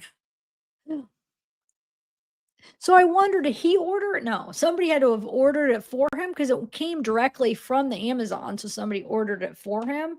Because I wonder, like, sometimes you hear, like, how strict can you have something sent there from Amazon? I didn't even think you could do that. You're allowed to do that? I thought there were certain sites that you could use to send prisoner stuff, but maybe Amazon, they do use Amazon. I don't know.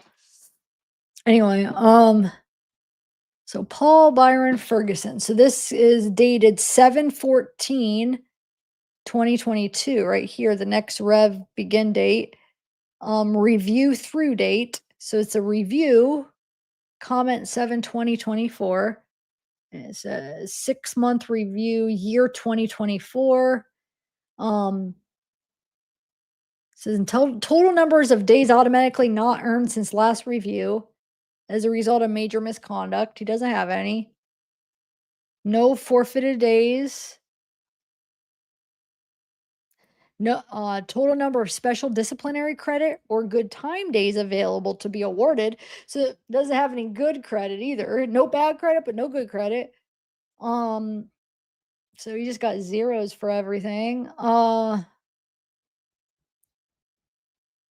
Hmm, he's trying to be good because he wants to get out as soon as he can. You know what I'm saying? Because he actually has a possibility of getting out and having a little bit of life. So he's trying to probably, well, I mean, he doesn't have any credit, but he's probably trying not to get in trouble. Okay, so disciplinary time accrued 0, or I think this mean time computations. So 7/13/2052. So the minimum that he would get out is 2052 is the earliest he's going to get out. And the latest he could get out is 21/22. It says date changes resulting from forfeitures, restorations, awards, and grants are computed and shown only on the controlling minimum and maximum sentences, though effective toward all existing active sentences. Paul Byron Ferguson, commitment reason, new commitment, reception center only. So this is from, it's going backwards. So this is from uh March 8th, 2024. So his birthday is 4/10/2002. So he's 6'1", 130 pounds. That's pretty skinny. Wow, that's pretty skinny for being 6'1". Holy mackerel. Brown hair, blue eyes, health insurance, none. Okay, so offense date 7/6/2022. Sentence date February 26, 24. Jail credit days 592. Corrected date 7/14/22. Because they took his mom in before they arrested him. Um, remember he had the house to himself at first, and it was just, remember he was posting on Facebook.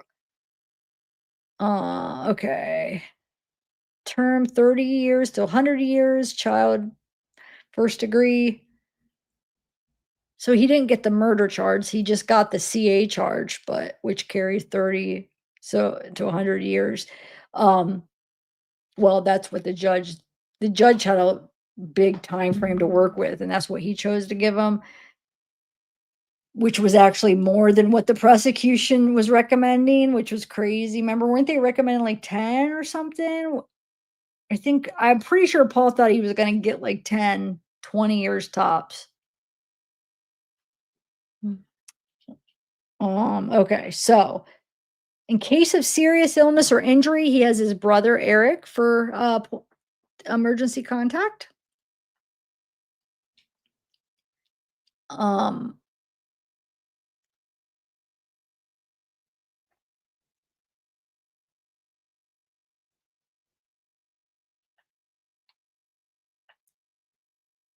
Nothing really. 30 years minimum, max 100 years. Date the sentence begins is 2/26, then he gets the credit for 592. He has state minimum $68, crime victim 130, other cost 129, total $327.60 is what he owes. I'm confused. Why doesn't he have like some restitution? And what is this crime victim cost? Why would they only be 130? Because that's with Shonda's too. Wouldn't that be more? I don't get it. Due date is 12/21/23, and it's the same thing. If it's not paid, he's got a 20% late penalty. Oh my lord. That's gonna add up. Um, oh, I forgot with Shonda. Hold on. It gave me this little, which is so kind of silly, but it gave me this little thing. This was something that was sent with it, is her um her job. So it's a unit porter. So standard pay scale, unskilled. So it says from 11/13/24 to 3/30 or 3/3/25. Um, and then from 3/4/2025.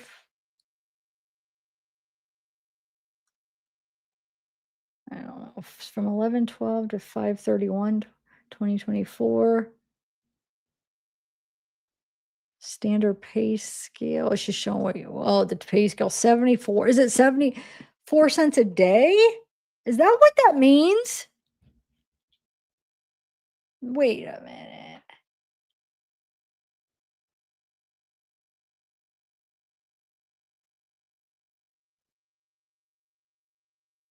That can't be, because I mean they wouldn't even come close to make, if you take 50% of that. It has to be like 74 cents an hour, right? But why does that say day? I don't know. Um,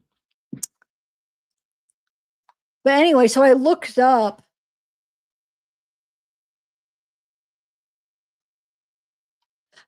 what a port unit, because she, that's her job, in a unit porter. I looked up what that is, and here's what it said. It's a janitorial job to help maintain the cleanliness of a housing unit. The inmate job is a part of a larger inmate work assignment system and is supervised by correctional officers. The role is considered a janitorial position within the prison, where the inmate is expected to follow instructions for cleaning maintenance, with the clean unit being an indication of officer control. Cleaning the housing unit, assisting with sanitation, following all the rules.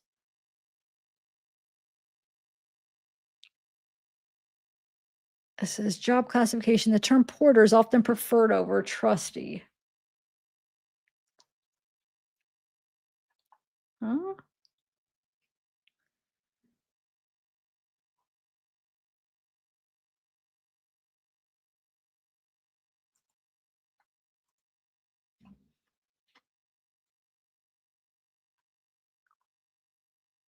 Huh. I'd want to be in the library or something, education or.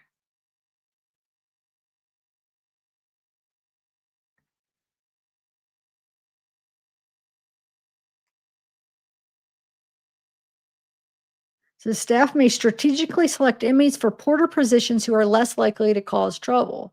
So I guess it's a good thing for.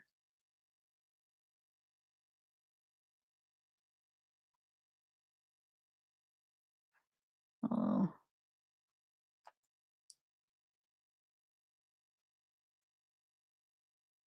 Hmm. Anyway, so yeah, they sent this, which is like, come on, send me some of this other stuff. Let's click on this. Let's click on this. Let's click. Oh lordy. Anyway, so yeah.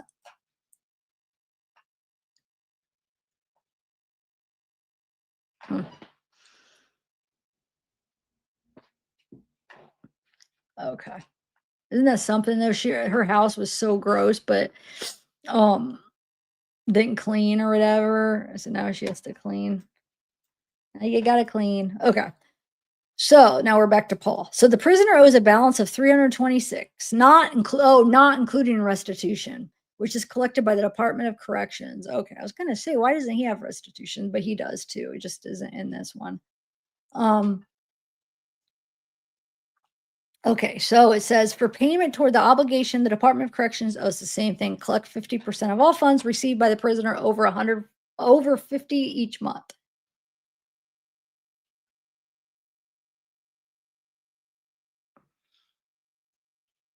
But wait, if he doesn't make over 50, then you can't collect it? Is that what they're saying? Um,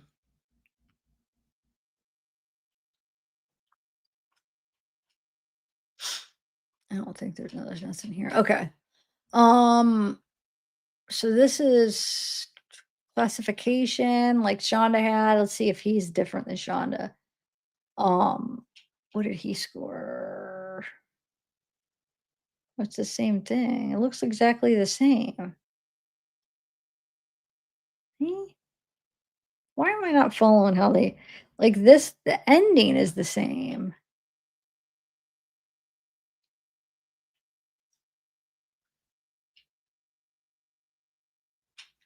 Anyway, let's see what's checked. He didn't try to escape. No, no, no. Everything's a no. Is prisoner within 7 years of ERD? No. Um, unfavorable behavior. Let's see. Number of those see, that doesn't it says number of those which are non-bondable or resulted in felony conviction. It should be 1. That was a felony. I don't understand. That his charge was a felony. What?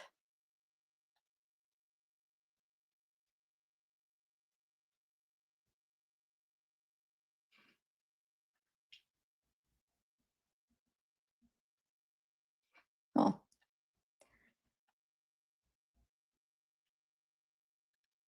I don't know.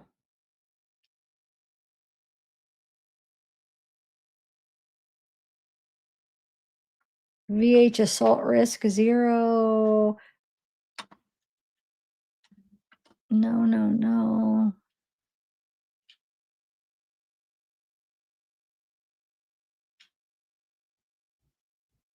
Oh. Hmm.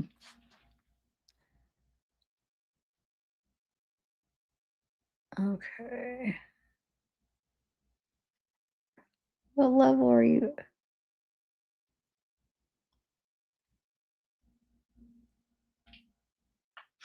Anyway. Oh. Okay, let's see.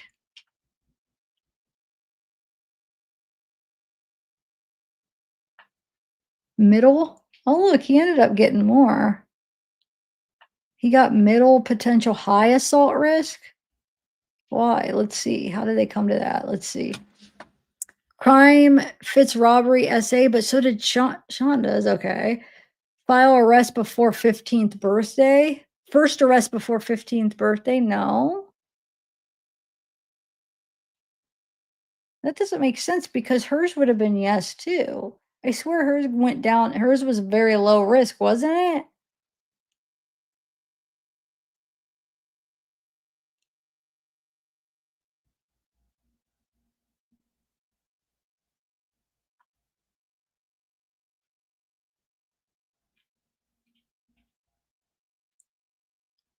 I mean, I swear it did say that, but okay. These don't even make sense. I swear they don't. Like, what? I'm still confused on this. I guess I don't really care to try to figure it out because it's theirs aren't that interesting because it's all like 0 or no, but it doesn't seem like it makes sense. Oh, low property risk. That's what I think I was thinking of with Shonda's. And maybe oh, okay. So he says no. No, you said drug problem, low property risk. Okay. All right. So for finalized date, April 17th, 2024. What do we got? Assault. I think that a history of assault, which is talking about his crime, I'm pretty sure. Um, confinement 4. Confinement levels 4. That's what Shanda was in, I think. Right? Yeah, hers was a 4, I think. Um, medical psychological consideration is redacted. Escape history, none. Violent crime with injury or death, yes, that's checked. Um, assault of risk, middle. Property risk, low. Probation age at first arrest, 20. So he was 20 when it happened, when he actually got arrested. Instant offense assaultive. Instant offense assaultive.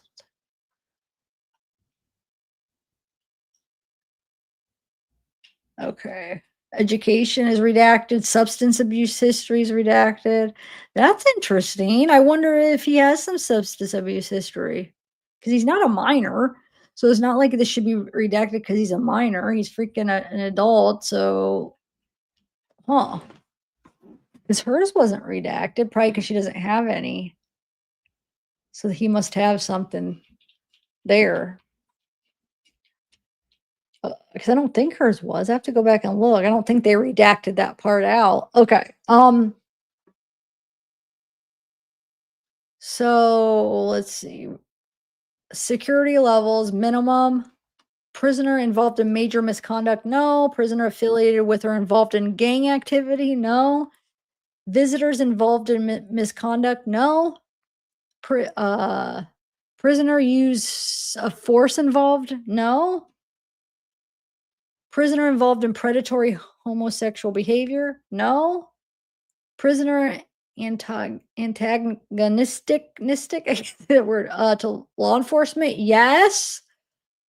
Whoa, report attached. Watch, that report's redacted, I think, because I don't remember anything that said anything like that. Let's see. Hopefully, I just overlooked it. Okay, so he did with law enforcement. Yes, report attached. Ooh. Prisoner talked about threatened to unalive himself. Yes, report attached. He attempted to unalive himself. No. That's crazy because you could keep that or you could give us that answer, but you can't show us the substance abuse. You'd think they would be more concerned about this. I don't know. Um, suffers from serious medical disease or condition. It's not even checked. Anything's in checked. Nothing received treatment. Nothing's checked. DNA sample taken. No. Prisoner has known enemies currently in the prison. No. Prisoner has detainer lodged against him or her. No.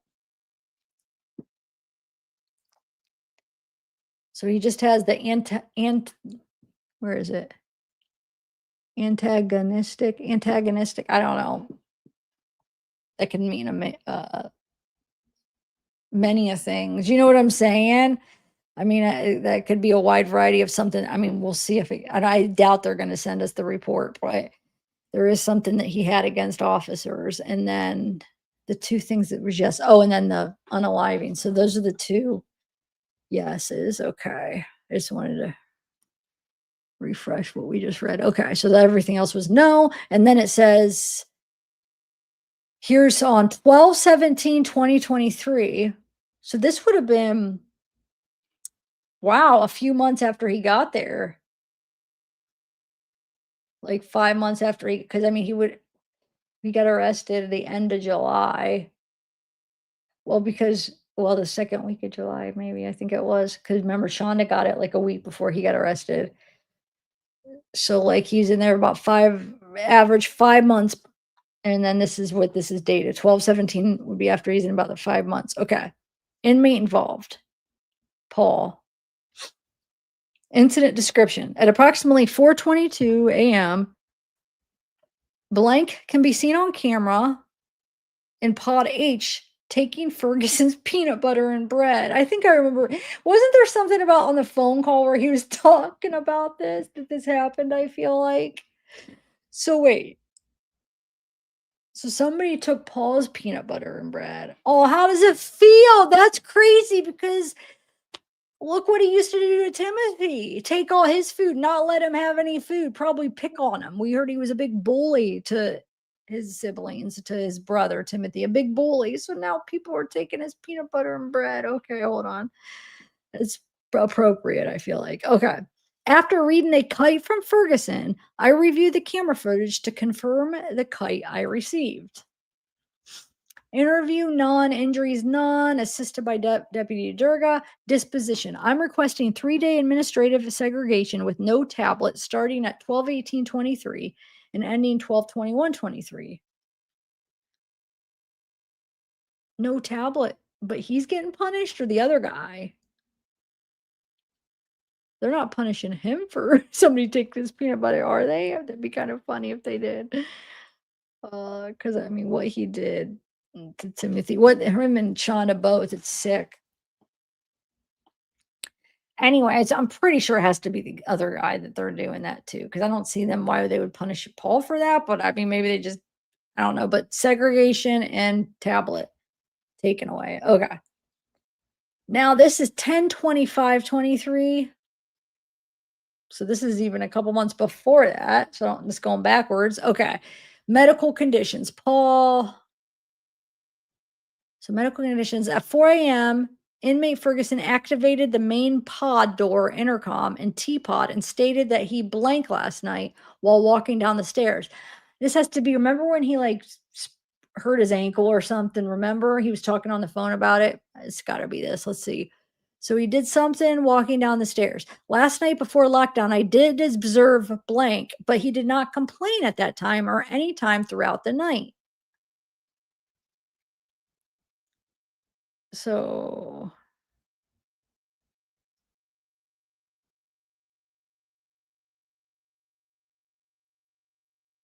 let's see. Last night before lockdown, I did observe him blank, but he didn't complain that time or any time throughout the night. But then he's complaining. At 4 a.m. He must have been woke up in pain or something.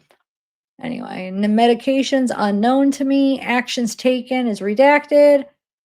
So he probably wanted some pain medicine. I mean, probably got something to help with the pain, I'm guessing. I don't know. Okay. Now we're back to the December 17th, 2023. Inmates involved. It's the same thing. See, look, this is stuff you're charging me from and you're repeating. We just went over this. Why is this on here again? Anyway, let's see if there's something added. 422, somebody was taking Paul's peanut butter and bread. After reading A Kite, I reviewed camera footage to confirm it. Okay, is there anything new on this? No, same freaking thing. Bull crap. Anyway, all right. The last document. All right, so 7/19/2025. So just this is just a couple months ago. What does this say? Okay.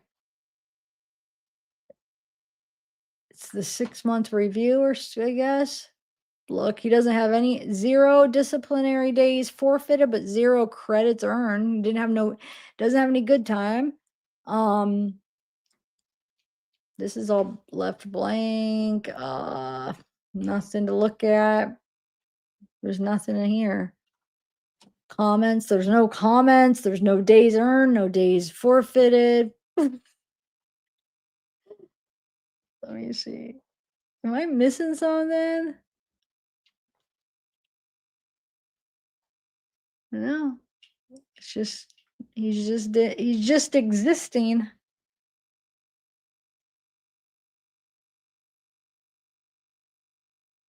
No, nothing going on. He's just not getting in trouble, but not doing anything to get any credit. Okay, so new commitment Commitment Reception Center. This is probably that book again, because they gotta give me repetitive stuff and then charge you for it. So date received March 8th, 2024.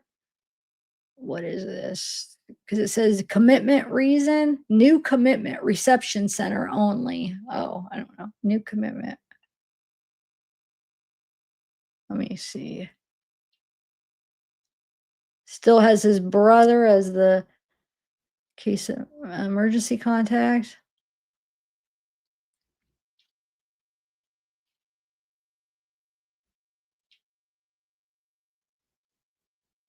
Same stuff going over. I already same stuff we went over on the other one.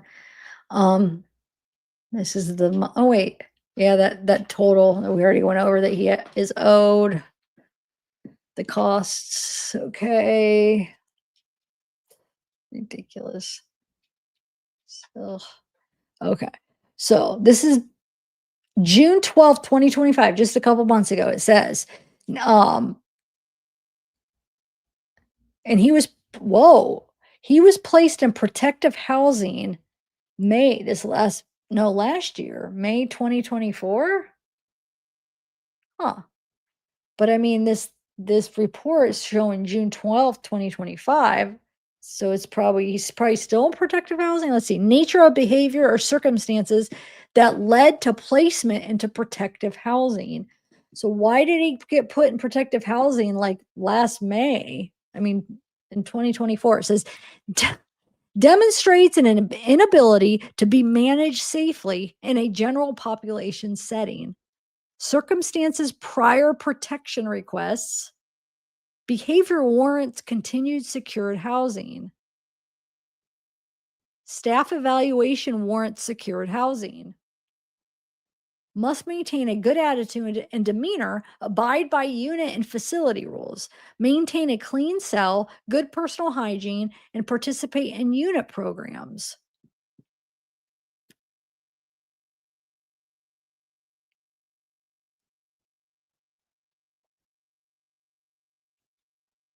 Huh.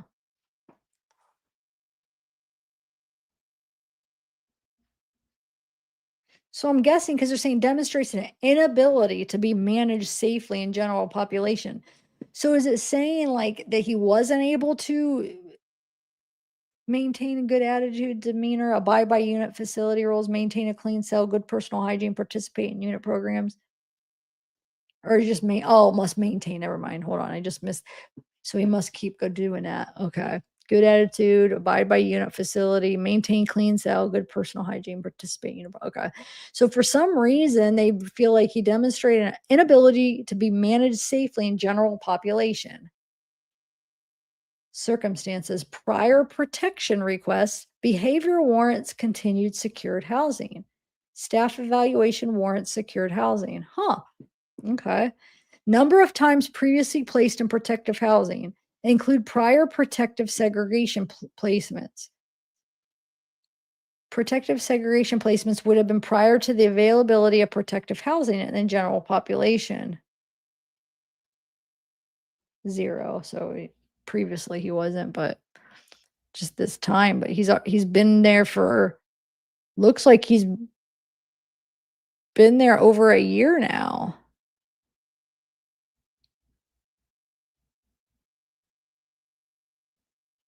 Huh.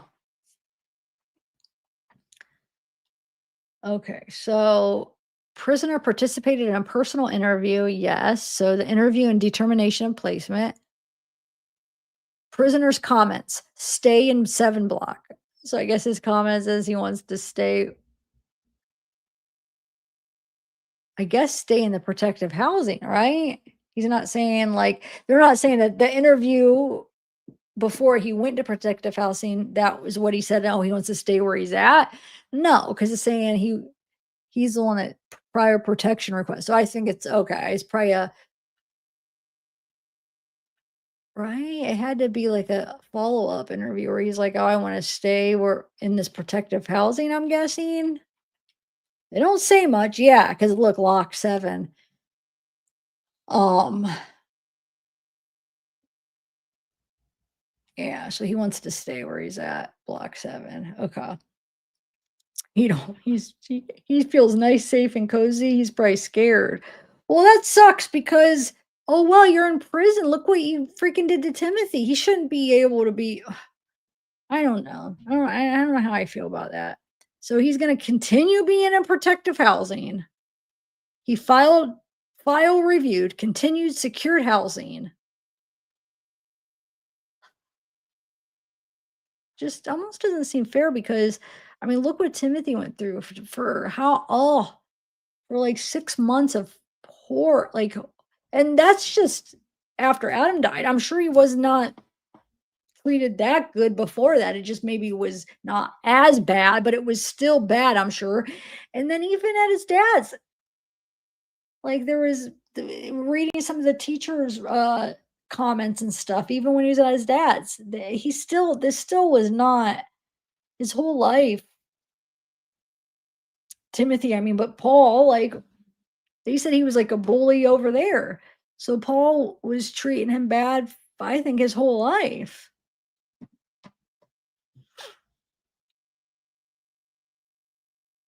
So I just feel like, I mean, why are they letting him stay? Are they really concerned that something's going to happen to him? But I mean, he should have to kind of be a little bit afraid sometimes, right? Yeah, right, Mesopenosa. Okay, confinement level. Earliest release date, month 7, year 2052. Basically going over the same stuff. Did you try to escape? Blah, blah, blah. This is from this year. He took this again, this screening. Um, in 2025, April 2025, and he's still no to everything. He's still scoring the same thing basically. I think it's exactly the same as what it was before. Um, okay, so here we go. Let's see. Now we're at March 2025. Remember, sometimes they go backwards when you scroll down.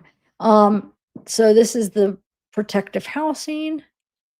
Demonstrates an inability to be managed safely in general population settings. Circumstances prior protection request, behavior warrants continued secure housing, saying the same exact thing as the last one.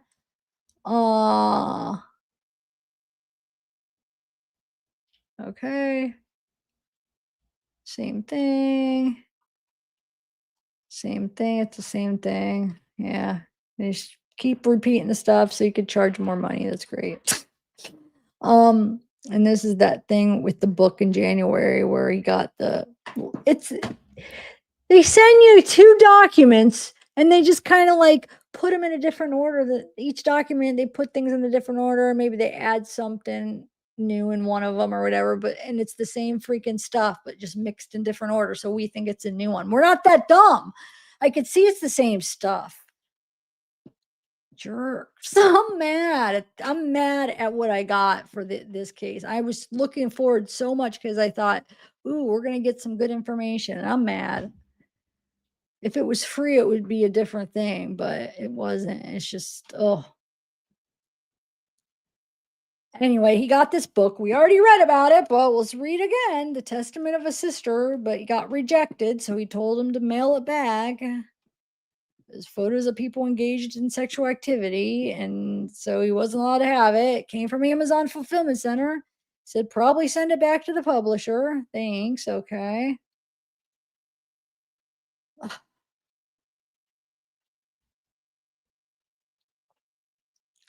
Oh, we get one of these again. It's from December 16th. All they'll send them the same thing and just put a different date on it. Because this date's the same, but they stamp it with a different date I guess, just to kind of keep them, no, just keep them in from month after month or whatever, year after year. I think they go every 6 months or whatever. But it's like they just copy and paste the same thing. Oh, he's the same way, or just keep the same thing. Okay. Oh, prisoner's comments the same. Well, you're telling me you don't interview him every time? Like, why would you just copy and paste what he says? Wouldn't you interview him again and be like, "How do you feel? Are you still feeling the same?"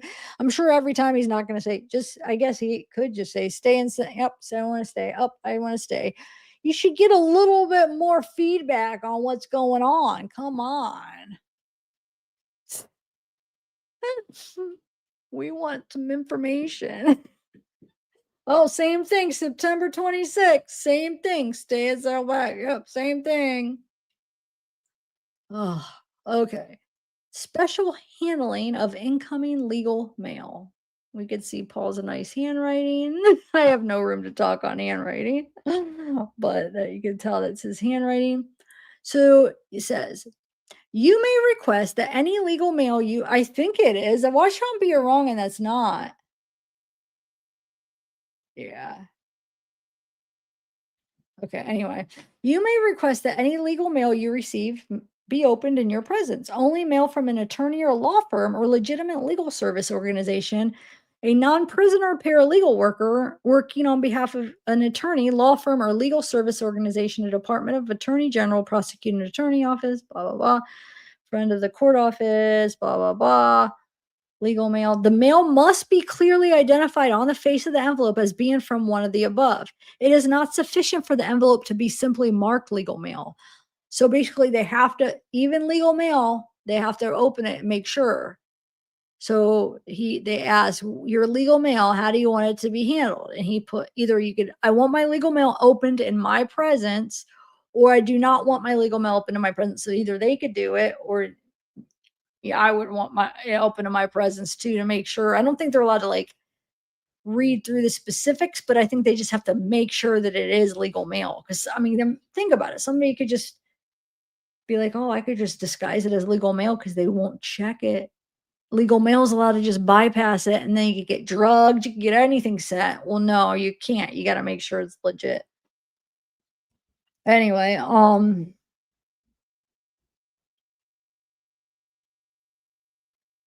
I understand that I can request special handling of my legal mail at any time during my incarceration by submitting a completed mail requiring special handling form.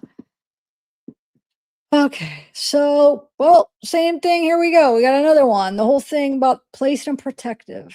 He's saying the same thing over and over that he needs it. They don't think it could be managed safely in a general population. Oh, my lordy. Initial classification. Okay, classification report. All right. Still has his brother for a case of emergency. He's got routine work assignment, career scope, birth certificate, waiting. Status is waiting, and then program detail none. So I don't know if that even means that he's even trying to do that, or I don't know. But whatever this is redacted. Why? I don't know. It shouldn't be. Because what was that on Shanda's? I have to go look what was like in this area on Shanda's. Is it gonna be I'm gonna go look and see if it's like the could it be the same thing and why? Ooh, we have his initial request of why he's being requested. Here we go. 5/10/24, because that's when he initially went into protective custody. So reason protection is being requested. So this is see where it's going backwards. I always should scroll down and go from bottom to top, but it's not always that way. Here we go. This is the reason. Reason protection is being requested. Zoom in. Okay. Prisoner Ferguson is requesting protective custody. He states that my case is not only high profile, but it made national news, meaning everyone who's anyone knows about it. Prisoner Ferguson is serving a 30-year to 100-year sentence for a particular heinous crime and is in fear for his safety because of it. Oh my lord. He thinks just like him and baby girl thought they'd get like $1 million for their story, remember? Or their pictures, their wedding pictures. Oh, we'll get like, or maybe they said like $500,000 we'll get for those. Let's read this again. Hold on, this is funny. Prisoner Ferguson is requesting protective custody. He states that my case is not only high profile, but it made national news, meaning everyone who's anyone knows about it. Prisoner Ferguson is serving a 30 to 100-year sentence for a particularly heinous crime and is in fear for his safety because of it. Ah, that's funny though that he thinks it's just so much bigger than he is. Half the people don't know. Not everybody who's anybody knows about it. I could ask my mom. I could probably ask 10 people that don't aren't in true crime like I am, and they have no idea who he is. We all know because a lot of people that follow true crime, but it seems like a lot more people know than do. So in his head, because I was releasing those calls and we were all talking about him. It just seems like there's way more. But think about how many people are in the world, and like in reality, this case was not that big at all in reality of even in the true crime world. So it's just funny that he thinks like Idaho, that's a big one. A lot of people, I mean, but still, a lot of people wouldn't even know that. If I asked my brother, he would have no idea who any of the Idaho Ford victims are. So I mean, even that, but that's a bigger one than this. What's another big one like that more people know about? I don't know. Gabby Petito, that was a real big one. But still, I don't even know if I could find people that don't know who that is too. So anyway, and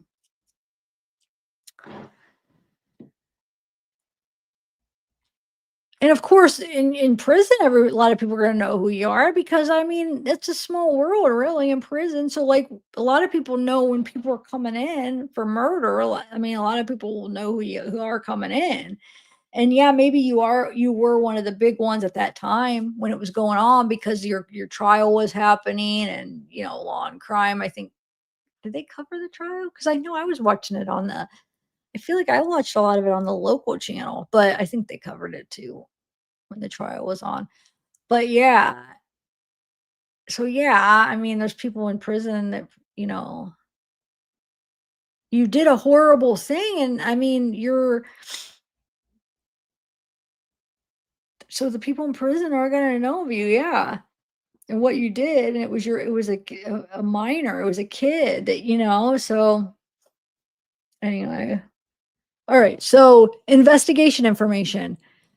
Prior protection requests and placements, including protective segregation. First request. Additional information, Ferguson rode into ECF from RGC on 5/5/24 and is refusing general population housing. Wow, he's refusing it. So where was he going? ECF from RGC. Oh, so it was after that was right after remember he was in the in between, because I remember because baby girl was going nuts because she couldn't talk to him barely at first for a while. Remember, she was waiting to hear from him in the in between spot where the what do they call it? So there's a spot you go in when you're waiting to go to your main prison after you're in county, and then you go. I forget what they call that. So, and you don't get as many, like he didn't get as many phone calls, and for the first couple of months, he didn't. I don't even. She couldn't hear from him because he didn't get any, and then he didn't get like that regular, and she was going nuts. He was there for a while, so that's what they're talking about. So from the minute he got into his main prison, he was refusing general population because that would have been about the time that he actually got from transferred from the probationary period. What is that called? Reception. Yes. Is that what they call it? I feel like there's another term they used when they were talking about it besides reception. When you look it up, but reception basically there's an in-between spot they go until they get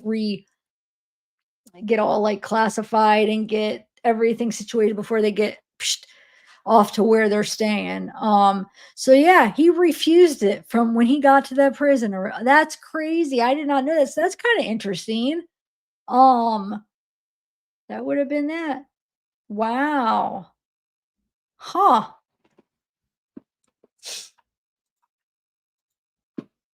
I want to see something. I want to look. I want to bring up.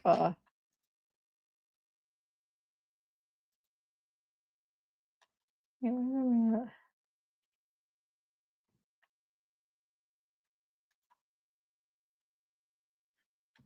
Oh,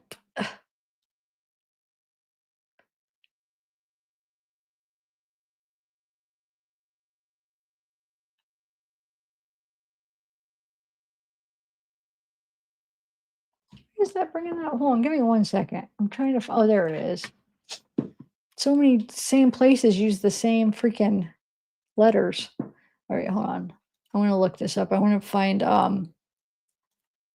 Just want to look at something really quick. Really quick. Give me 1 minute. Give me one reason to stay here. I got that Tracy Chapman song. Okay, let's do. Okay, there he is.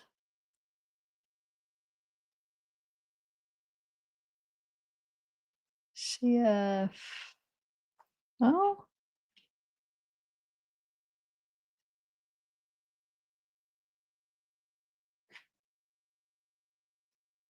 why are they calling it ECF though? That's not even.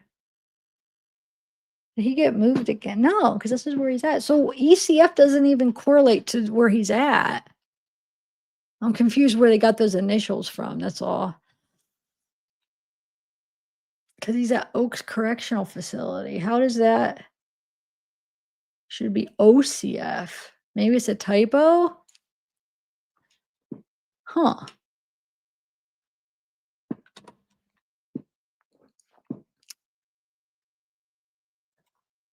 Hold on, I'm just double checking.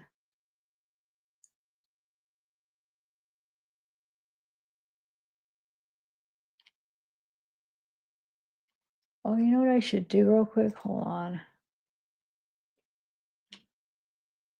I'm gonna go. Hold on 1 second. Oh. Hold on, give me 1 second. I want to type in his name and then see what was that uh intake or whatever it was called. What did you guys call it? Not intake, but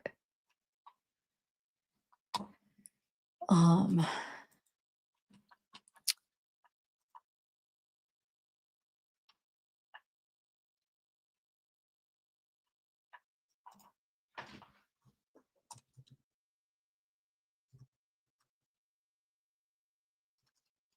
okay, so that was that, I think. Okay, so let me put his name. Hold on 1 second. All right. Oh, there's Polly Paul. Let's see what his stuff says here. Okay, let's see here. So we got reception. That's what I just looked at the chat. It's like, that's what you said, reception. Okay, so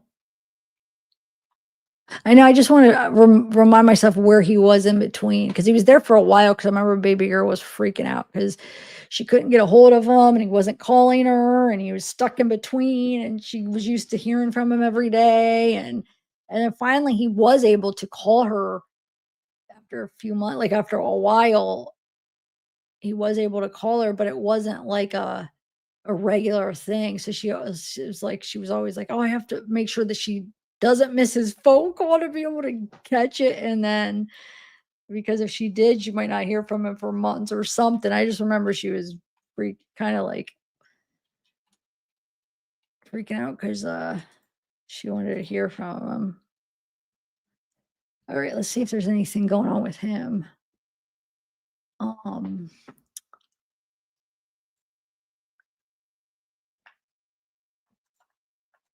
well, I mean, he's not going to request a new trial because he took a deal, so that's not going to come. Go. Of course, he did appeal like the sentence, but I don't think anything came with that.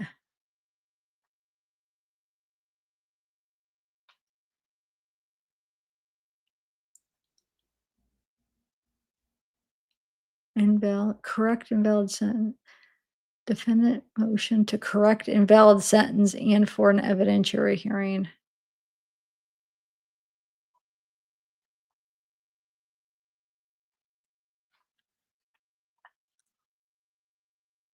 Wait, event date 9/26, that would have been brief. Oh, just a brief that was filed.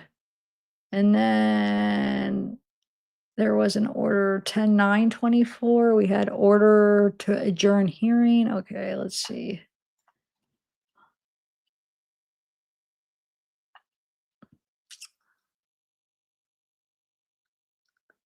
The appeal reporter ordering transcript on appeal. Resentence, transcript filed resentence, replea, filed replea. These are all the things he was filing. Sorry, I'm going because he was sentenced in February, and then he has appointment of lawyer, affidavit, indigency, attorney affidavit. Okay, let's see. Ginther hearing, correct invalid sentence, and for evidentiary hearing. That's interesting. And then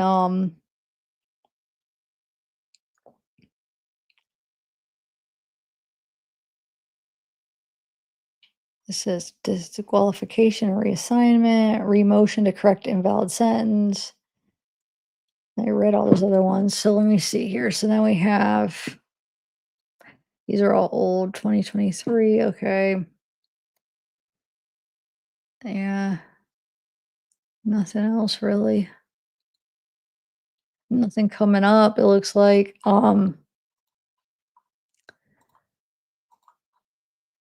yeah.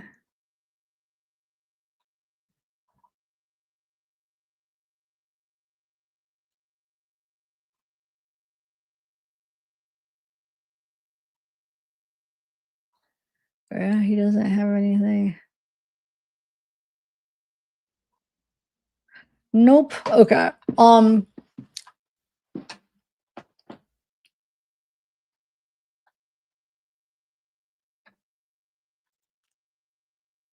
then here's his, says Oaks Correctional Facility. I forget that I used to know the name he was on in between. I forget what it's called now, but because it was supposedly kinda sucked, I guess, I don't know. Anyway, okay, so let's get back to those documents real quick, finish this up. Um, so it says, so he's refusing general population, and then it says, uh, Ferguson will remain in temporary segregation for his safety until interviewed, and it looks like he's still there because we saw that stamp in July up to July 2025. He was still there. So, I mean, the last couple months, I don't know, unless it's the last couple of months, I'm pretty sure he's probably still there. It looks like every month they're basically just copy and pasting. They feel the same way. He's probably complaining. He wants to stay there. He's scared. So they just keep letting him stay. But I mean, eventually he's going to have to go to general population. I mean, it's only time, but it really actually only has been, you know, like, over a year. I mean, it'll be 2 years. This February, it'll be like he's been in, well, 2 years since his sentence. He didn't get to the actual prison that he's at now until May of 2024. But yeah, they might let him for a couple years, but anyway, okay. Forward to deputy warden for SCC review when above is completed. See review determined that the long-term protection is warranted. So they're saying they include rationale for decision if transfer to general population at another facility is recommended. So hey, do you recommend maybe going to and taking them to another facility? Include why it's believed protection needs cannot be met at a current facility. It says it says review and determined. So SCC review and determine that long-term protection is warranted. Um, intake 3/8/24, 3 months. I don't know. That's 3 because that does say set. I don't know. Something's written over it. Anyway, it says include who made the request and the circumstances or claims relating to the request. Attach extra pages if necessary. Prisoner Ferguson arrived at RGC from Muskegon County. Due to the national news coverage and nature of his crime, he will be placed in SMHU pending SCC review for his safety.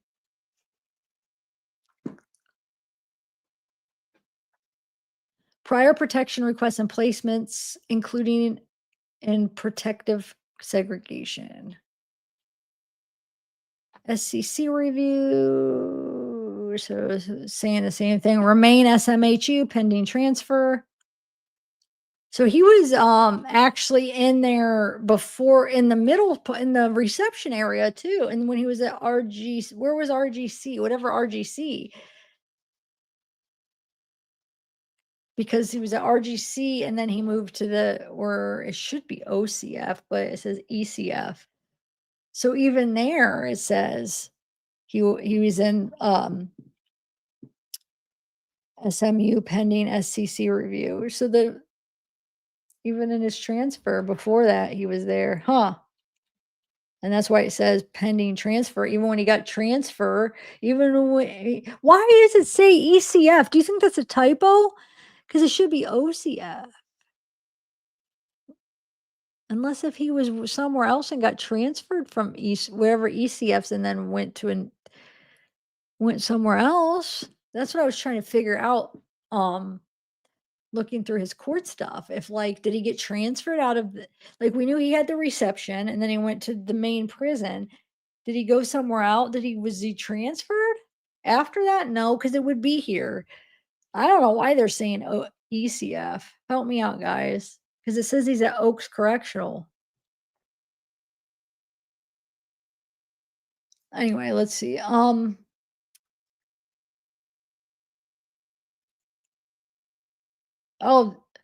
no, this is ECF right in here. Huh.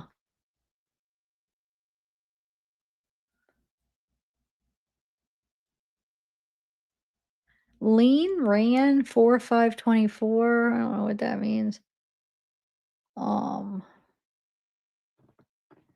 assault, that's because it's charge, violent crime, injury or death. So it's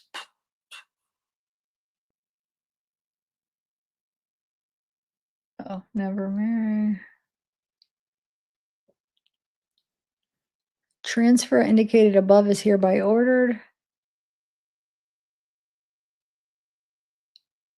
Must be did get transferred. I just thought when they were naming the two that it was that reception area place because he was there for 3 months, I think 4 months. He was there for a few months.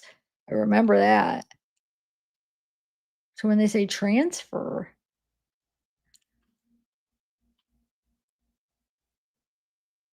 oh, it's probably when he transfers to effective. Yeah, it's gotta be from when he was in the reception um, to his main place, okay, because that would be just considered transfer too, okay, it's gotta be. And I need some chapstick. Alright. So, screening again, another boring screening, because these screenings are boring when there's just nothing to look at, you know what I'm saying? It's just no, no, no. Everything's no, there's nothing. Same thing, it's the same thing. Over and over, same risk, same he's still middle potential high risk for assault, but low risk for whatever, I don't know, high for assault, low for whatever. Oh, property risk. Um, no misconduct, security level confined to minimum. No, he's not getting in any trouble. No, no, no, no. Same thing we just read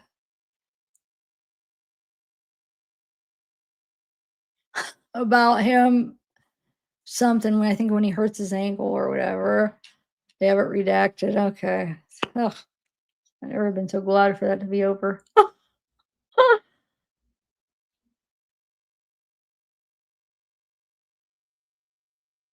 Oh, sorry, my lips were like chapped for some reason. Okay.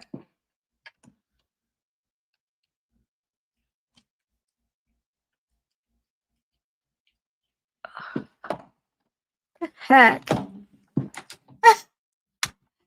Hold on, I'm getting stuck. Sticker. The sticker stuck. My chapstick got stuck on a sticker.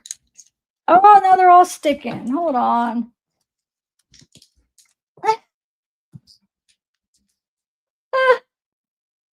Okay, I think I got it. Where's not gonna stick? Oh my god, you guys gotta think I'm an idiot.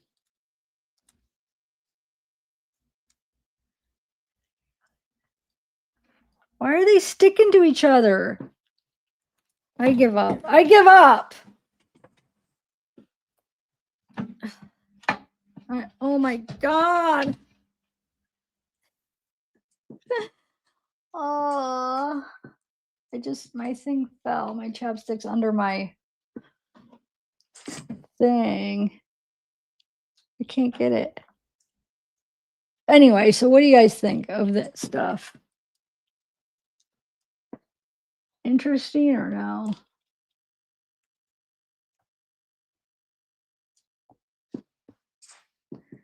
That's gonna bother me. I have to get my chapstick.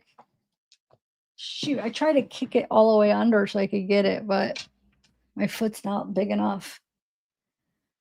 Um, I don't know what to think. Oh, what I wanted to do though is just I wanted to see. Remember, I was going to check on Shonda's what it would look like. Hold on, that part that's redacted. Where's it at? Right here. I want to see what Shonda's looks like. Where it's. Hold on. Let me see something. I want to see what it is there that because I'm sure they're all kind of the same. The order. Great, great. Oh, not that one. Oh,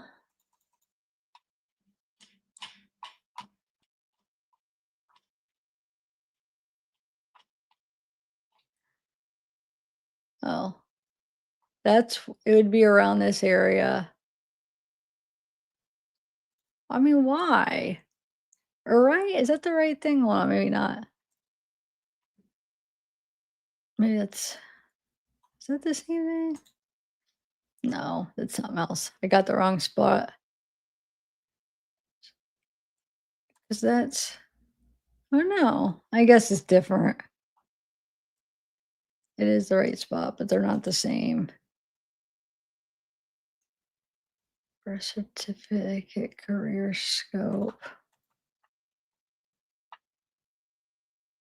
Yeah, never mind. They're not in the same order anyway.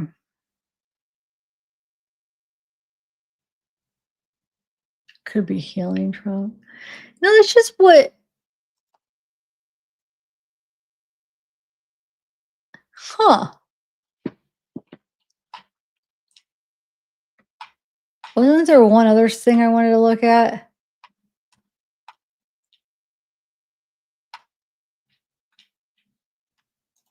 All right. I wanted to look at her assault scale because why is Paul's medium? And I swear hers was low. And I want to make sure I read that right because she should have her, if his is medium, hers should be medium because she should follow the scale where it's assault. Yes. But she has the murder one added. So it just doesn't make sense. I might have, maybe I just read hers wrong. I was just thinking hers said low on that. But maybe I was wrong on that because it should not be. If Paul's isn't low, then hers needs to be at least medium too. If not, these things are not they're pointless. They don't even low property. Oh, she doesn't have an assault one? Look. His does the assault one and then the property one. Why doesn't she have the assault one? That's weird. She just has the property risk. That don't seem right.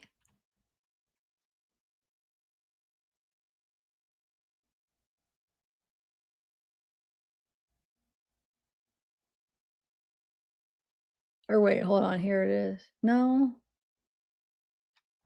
is this it? This looks different, maybe? Confinement 4, that's the same thing as his, but escape history, none. Medical psychological consideration, medication, it says.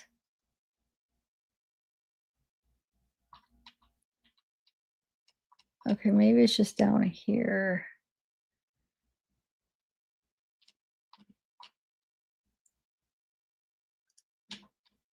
I don't know, it doesn't have the same thing as what his did, huh? It has an assault area here, but it's not the same thing. Or his has like a graph like this, and his ends up being medium assault level. Why doesn't she have one of those? Because hers should definitely be the same. Should be worse, but I mean, it should at least be that. Huh, wonder why they don't do it for her. That's weird. Shouldn't they have this? It's not that big of a deal, I know, guys. I'll settle down. I just don't think.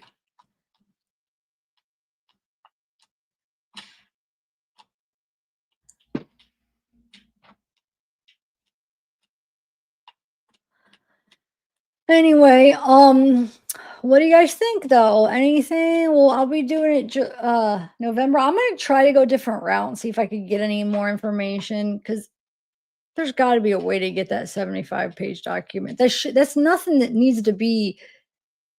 There's nothing that should be kept from us.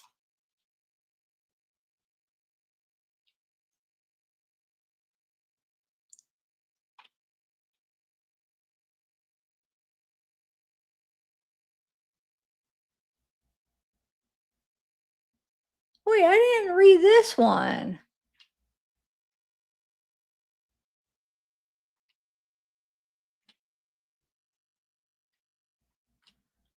I didn't go over this one.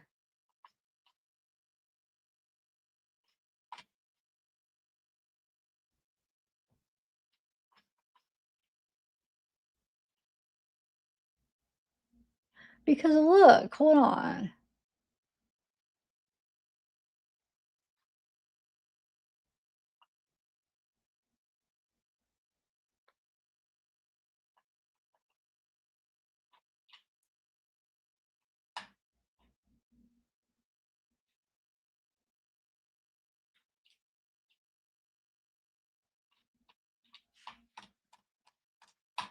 Did I? Because there's this one part. Hold on, let me show you real quick. In a minute.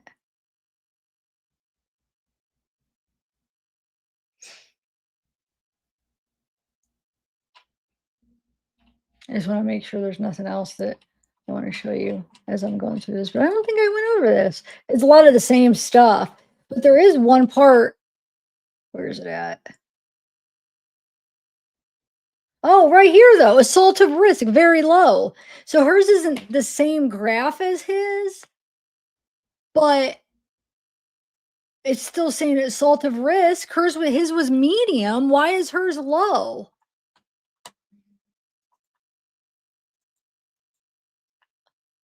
I don't know why it looks different than the way they do it with him, but still, that shouldn't be. Property risk low, assault of risk very low. No. The only reason it showed that Paul's was in medium is because one of his crimes was assaultive, which was for the Timothy. So hers was too. So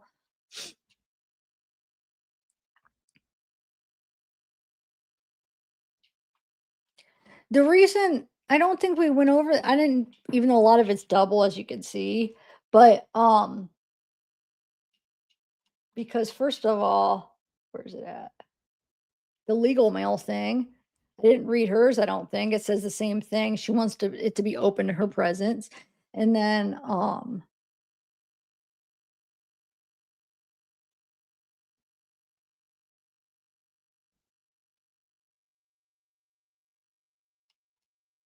right here, so she has a yes about a prisoner talked about unaliving herself, so she has a yes too. Her and Paul both checked yes or not. They she's not the one that filled this out, they did. Whoever she is talk sheriff's questionnaire. So security level confined maximum. So security level maximum, but date was this? And then it says involved in misconduct, no. Affiliated with a gang, no. Attempted to escape, no. Predatory homosexual behavior, no. No, the antagonistic, no. See, sometimes I could say a wording, sometimes I couldn't. That first time I couldn't say it. This time I could just say it like nothing. That's what I'm saying. I don't know what it is about doing lives, but for 6 years, this whole time I've been doing lives, it's always the same thing. There'll be certain words just that time I can't say it for some reason, but any other time I could say it fine. And then next live it'll be another word I can't say. But normally I could say it. Antagonistic, I said it was not a problem, but do you remember when I tried to read it originally? I don't know. I don't know why I do it. I don't know why it does it. Why my brain does that sometimes. So if I ever can't say a word, it's not that I normally I could probably say it. It's just in that moment, that's the word my brain doesn't want to say. And then next time I'll say it fine. Anyway, so yeah, she does his was checked. Yes, hers is no though for that. But then she did talk about unaliving herself and it says yes, report attached. Let me see. Is there a report? And I doubt it. Did she attempt? No. She never attempted it. Um, no enemies in the system. No. No complaint or no prisoner has detainer lodged against her. No. Yeah, I didn't go over this document. But the thing is there's only like 2 pages that actually are different than all the rest. The other stuff didn't matter that I didn't go over it because all the other stuff was just the same stuff over. It's just this page was different and then this one. I remember because I've seen this picture before, but we didn't go over it today. Um, let's see. So we have same old crap though. Married, one dependent. At the time G, but I mean, she lost all rights to him. She tried to keep remember she wanted to try to keep, like, parental rights to him and stuff, but thank God they didn't let her. Um, she had a hearing for it, like, they were gonna let her, yeah, right. Uh,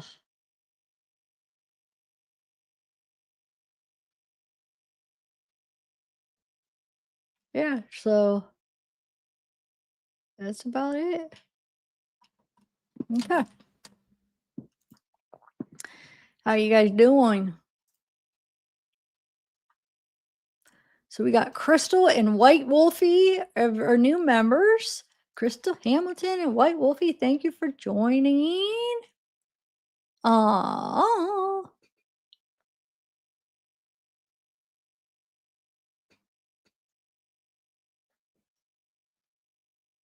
Right, Diana? I know, that's so funny. That's so funny.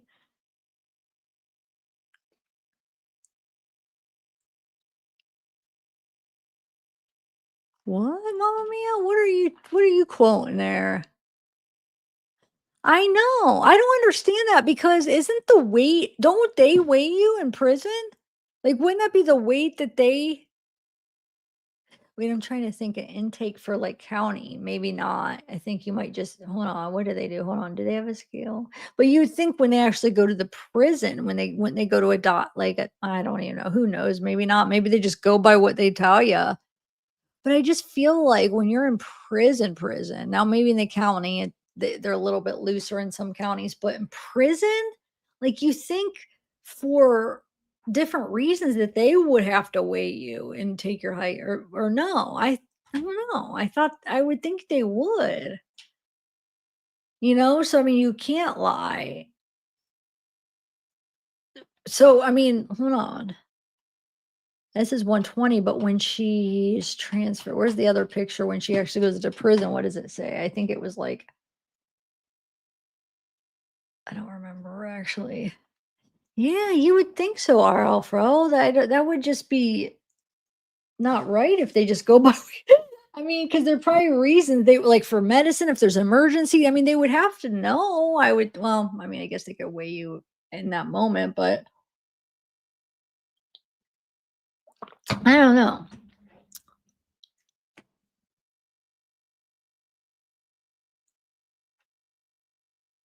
Oh, okay.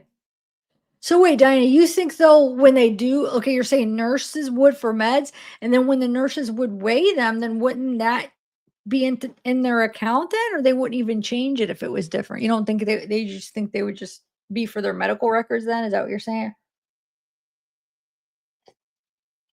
I always wondered that, Diana, because ever since I mean when we first were able to get this information when she was in the system, that was my first thought. I was like, wow. No, I should say my first thought, but that when I was going over those information and when I saw the weight, I was like thinking, wait, wow, man, camera must really add a lot of weight on some cameras because I feel like sometimes I feel like it does the opposite, or like some people look the same, but I'm just like, man, the cameras must have really distorted her because 120 for 5'6", that would be a lot skinnier than what she looks, on the camera and the body cam and stuff. So I was just thinking maybe something was up with the cameras or something, or I don't know, but I was trying to make that out myself. Like it just didn't, it seemed weird. Like, how is that possible? But then in my head, I was like, well, I was thinking, well, they had to have weighed her. So wow, that's crazy. But maybe not. Maybe they just went by her license, and that's what originally went in, because now that we see, I gotta think, from these documents and we see how there's typos, and so, yeah, I guess they don't care about being that accurate on this stuff. They don't even care if a birthday is wrong. Sometimes your birthday is wrong, the freaking date's wrong. Remember with wait a minute, they must not. Remember with the Dylan Rounds case? The, what's his name? Because the height was really important, because it was a mystery. Like it took a lot months when he first disappeared. We so many of us channels were trying to figure out like who it could be. So many different people were trying to think of, and because of Dylan's mom saying that the person must have been short because of the seat was moved up, and she was really short, and she said she got into the truck and she had to move it back. So we're like, okay, the killer had to be, or whoever took Dylan had to be really short. So we were really paying attention to people's height. And when we were getting people's records, we were looking at their height. And I remember it was, I don't remember which guy, but the height was different on every freaking arrest, every court document, every jail document or whatever, the official documents. It was always different. We're like, "How tall?" Sometimes it was like in remember it had like this weird dimensions, like the way that it was like saying like numbers that made no sense, but it just even when the numbers did make sense, it would just put different heights. It was like, so obviously they didn't sit there and measure him. So yeah. The only reason I was thinking, I guess, with her is because she's gonna be in prison. See, these were just like different arrests, like how many different arrests, and they would get released and arrest or released. But because she was gonna be a lifer, like for in there, I just thought that they would No, because that's where all her medical stuff would be, and she'd be in there, but no, it would be the same thing when they would just go by her freaking license. The more I'm really thinking it out, this wouldn't be right here. This is when they first arrested her. No, you're right. They probably looked at her license or asked her, and that's what she said. There's no way she weighed 120. I'm not saying she was fat, but 120, being 5'6", 120, that's really skinny. I mean, that's not, I don't know. I mean, it's not saying she's fat, but I'm just saying like that's not you. I mean, that you would look different is all. Um,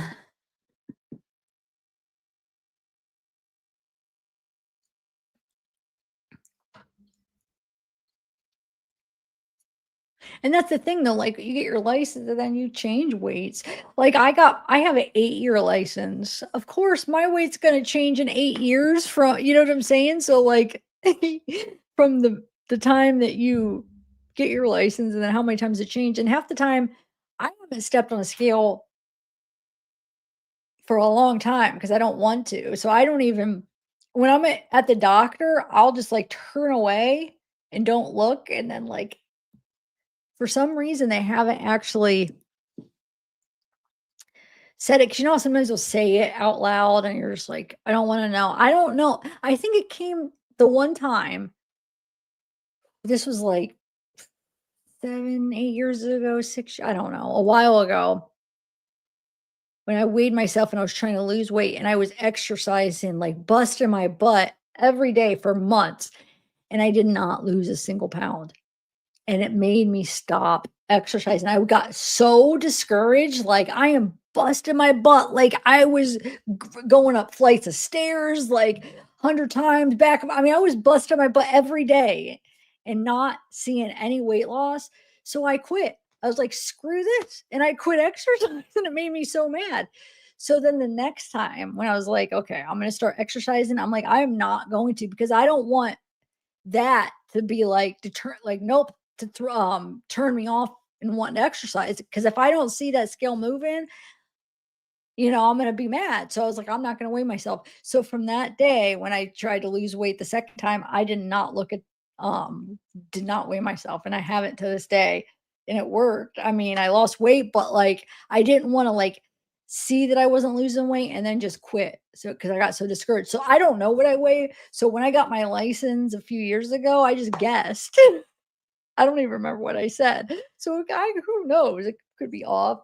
Um, it could be less, it could be more. I don't even remember what I put on it. I don't have my wallet with me, but, I wouldn't even know anyway. But anyway, but also you could lose and gain weight. So, I mean, so at one time, maybe she really was 120, who freaking knows? But when she got arrested, it did not look like it to me either. Trust me. I was thinking the same thing. Um,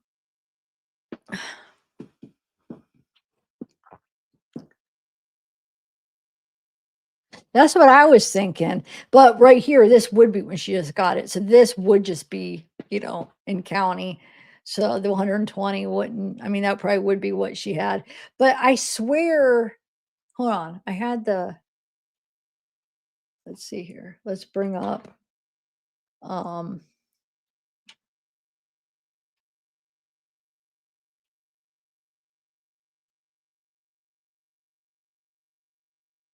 just wanted,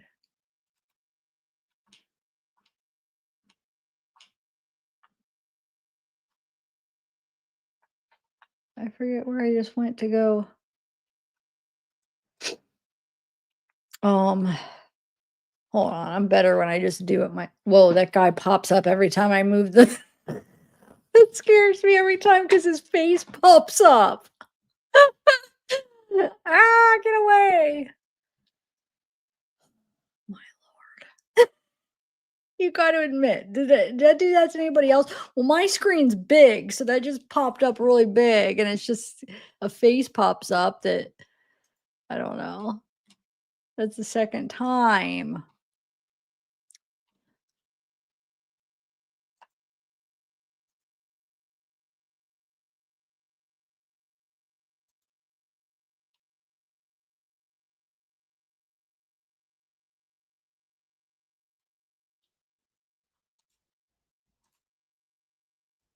Wait, I just put that in now. Well, let me. Where's that not going? No, just want the regular one. Oh my lord. Hold on. Freaking just did that. Oh, back. Um,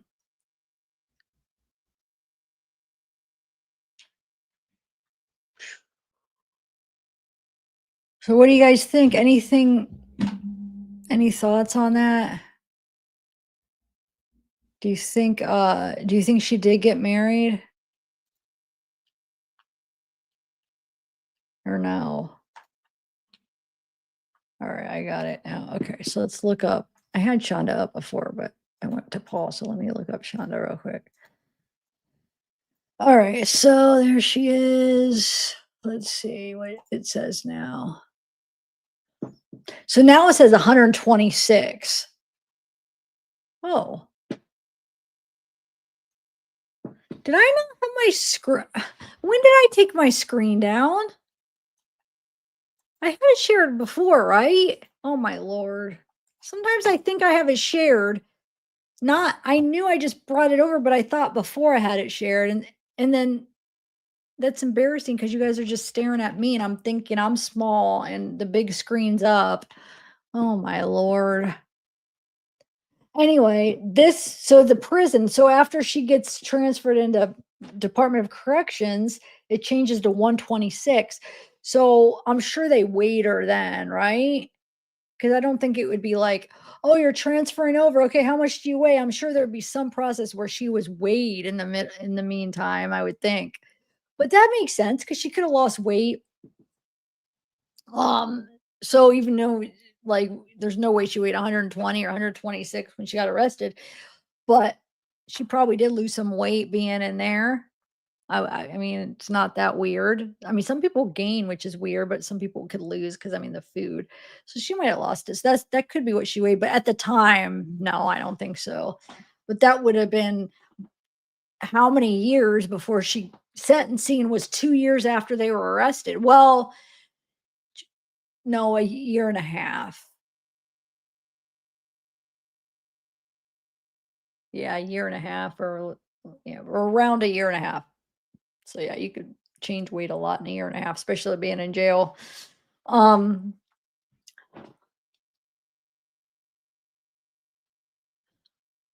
oh, so when that guy popped up, my screen wasn't even share. Ah, see? Shoot, I wanted you. That sucks. I wish you did. Like, it's so crazy. This is what happens every time I move it like but for me, it's way bigger because I'm like not expecting it. And I'm just like, whoa, it's big. Like, this is like compared to you guys are probably on your little phones. um, what applies to prison behavior, anally?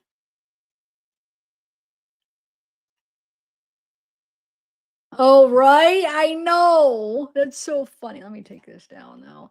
I know, right? So I was just watching her testimony, parts of it before my live when I was getting ready. And I was like walking around. I took a Zeke out and stuff, and I was just listening to kind of refresh on the case. And the one part where, well, the one obvious part, but that part I didn't watch again. But the one part where she's like, where he's going over her stuff. The prosecutor's like, well, you did this and that. He's not doing it to compliment her, but she doesn't know because it's at the beginning. So she's like, oh yeah, yeah.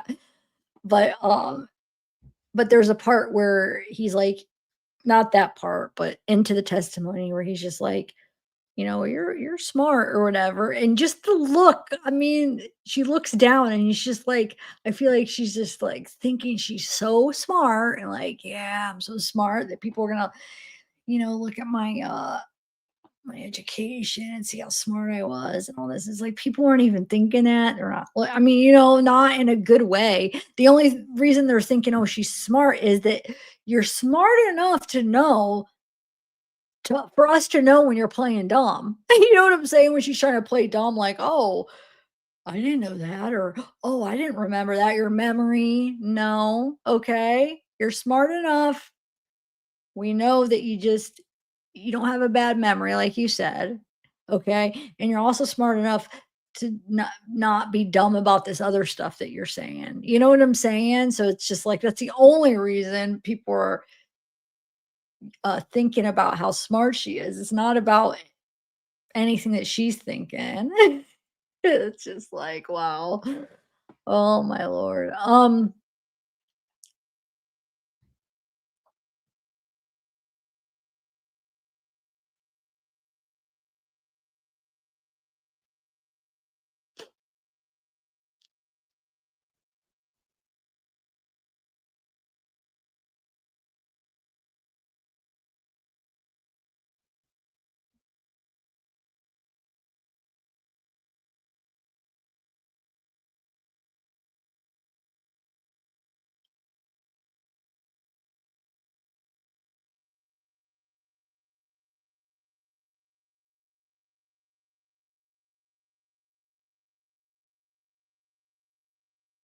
Wait, what? You only weigh 100 pounds?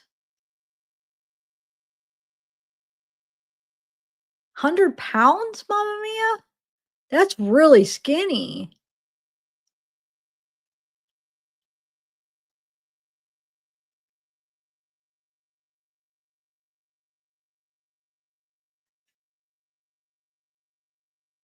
Wait, you're saying 5'6", 100 pounds is obese? There's no way. Oh. I was gonna say that there's no way that you guys I know you might view a little bit different there and you guys are healthier, but there's no way that you guys think 100 pounds for being 5'6" is obese. Oh, okay. I was gonna say there's gotta be some kind of difference in okay. Gonna say, wow, that would be crazy. Cause that would be like that means you guys are not healthy opposite way. Like you guys want yourself to be so skinny that you're not healthy. But okay, thanks. Thank God that you just it's not pounds because that's serious. I don't even know what that transfers to. Oh, but I do know even here you have to be so skinny to be considered not obese. I mean, you know what I'm saying? Like the weight that they want you to be at, it's actually, at least for me, I mean, it's so to me, it's always like, man, like that's like really skinny. So like if you're not really, really skinny, then you're fat, like to health wise, you're like obese. But I feel like the um what is the word for it? The criteria or whatever that they want each person by their height to be like healthy is I feel like unreasonable as far as I don't know. It seems pretty you have to be pretty small. Um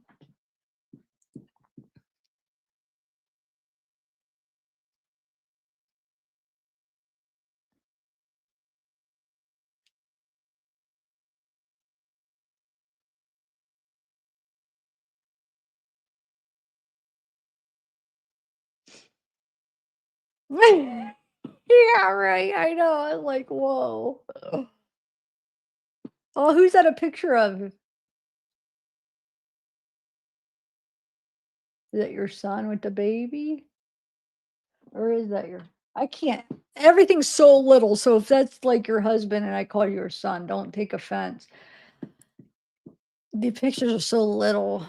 I realized, like, I think I'm gonna have to start wearing my glasses, dude, like, cause I was at the casino, and I'm like my mom was like, "Oh, I'm gonna be at that," like, that right there, over there, and I'm just, like, squinting, and I, like, couldn't see anything, like, man.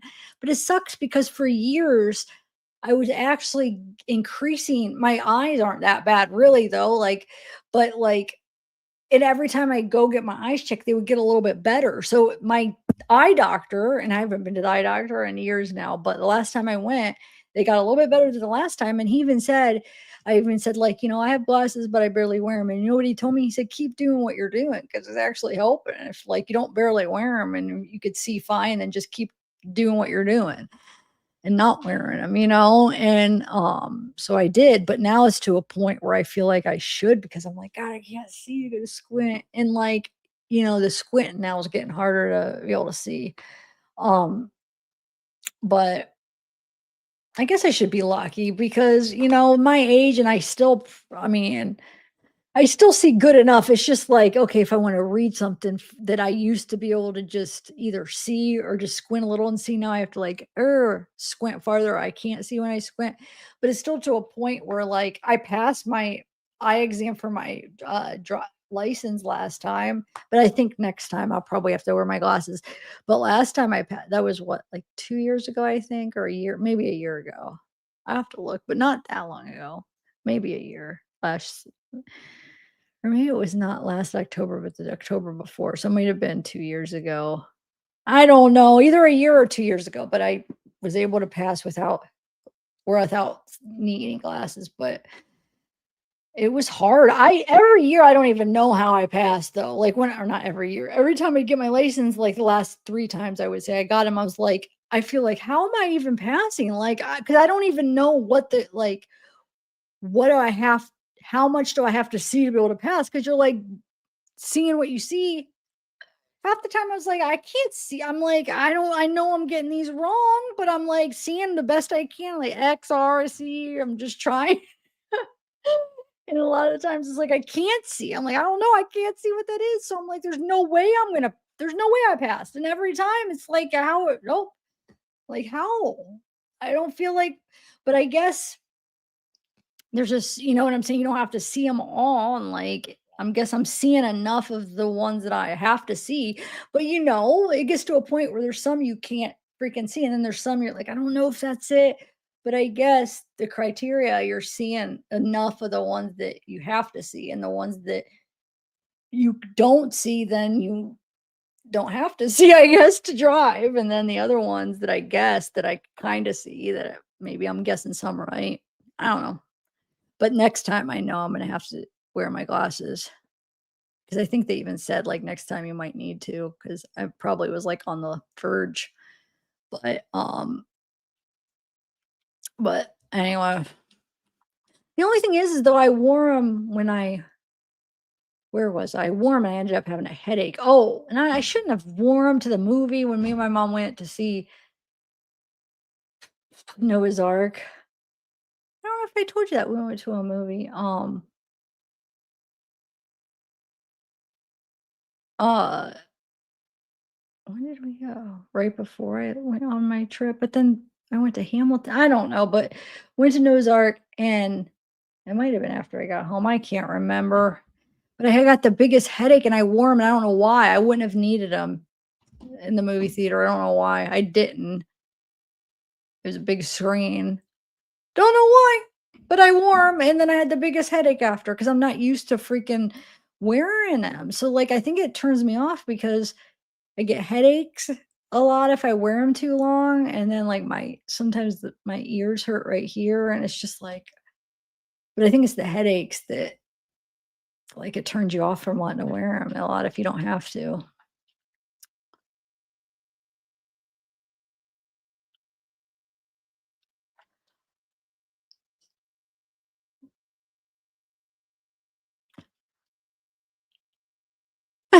Oh my god, that's funny. No, oh, it was Noah's Ark, it was a play. So it was, the 75th or 25th or I don't know, some anniversary of something. Wait, of a certain place that did the first play, the Noah's Ark, and the big, it was like the 75th anniversary or 50th anniversary or a big anniversary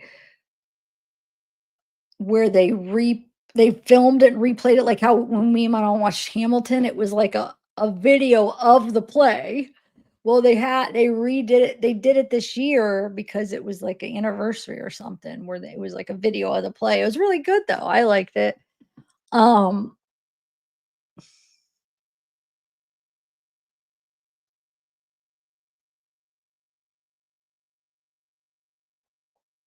All right, I'm gonna end it because I need to walk around. But oh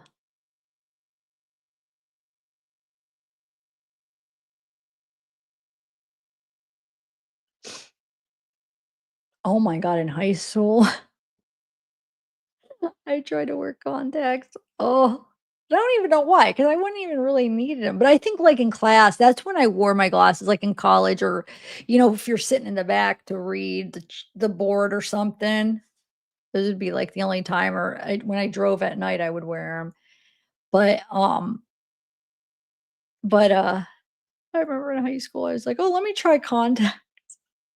I had the hardest time. I could not do it. I couldn't get used to putting something in my eye. I know I would have eventually got used to it, but I just couldn't get over it. It was like, oh, and then it was like so hard to get the contacts in because it's like, oh, there's something in my eye. And then I would always feel like there was something in my eye. I could not freaking get used to it.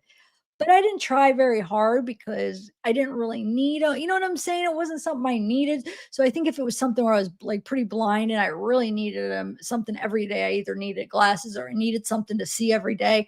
I probably would have just got used to wearing them if it was something, you know what I'm saying? If it was something I needed to be able to actually function. Um, because since I didn't, I just gave up after a couple weeks. But um No, I tried, Mala. I mean, I said, I go, first of all, because I wrote him back and I was like, first of all, I said, the main thing I wanted was the 75-page document. That's what I asked. That was the main request. And she said, well, one of her answers, well, we don't have access to her letters. I said, letters? I said, it's a document. It should be a court document. It's a document of why she wants to reach out. Well, we don't have that. And I said, well, why did it cost $300? I said, half the pages was redacted. And I actually added up. I said, there was a total of, I think there's like 70 or 80 pages, but there was only like, with all the redactions, I only got like 50 pages, but I didn't even add the doubles. So if you would add the doubles in it, I probably only got original new pages. It was probably what, 15, 20 pages that weren't repeats, if even that. But what I just said, because I wish I would have thought to do that, but it was before I like went through everything and realized how much doubles, but I would have added all that and said there's only like 15, 20 original pages, but I said there's only like 50 pages, and then there's like half of them are redacted. I had the exact numbers. I said, why did that cost so much? I don't understand. With all the redactions and what I ordered, I didn't even get the 75 page. And then she just sent me like a breakdown. Well, here's the cost, blah blah blah. I didn't even look at it because it's bull crap. So they're not gonna do anything. Stupid redaction hours. And oh yeah, like it took that long to freaking look through 50 pages. You could do in 20 minutes.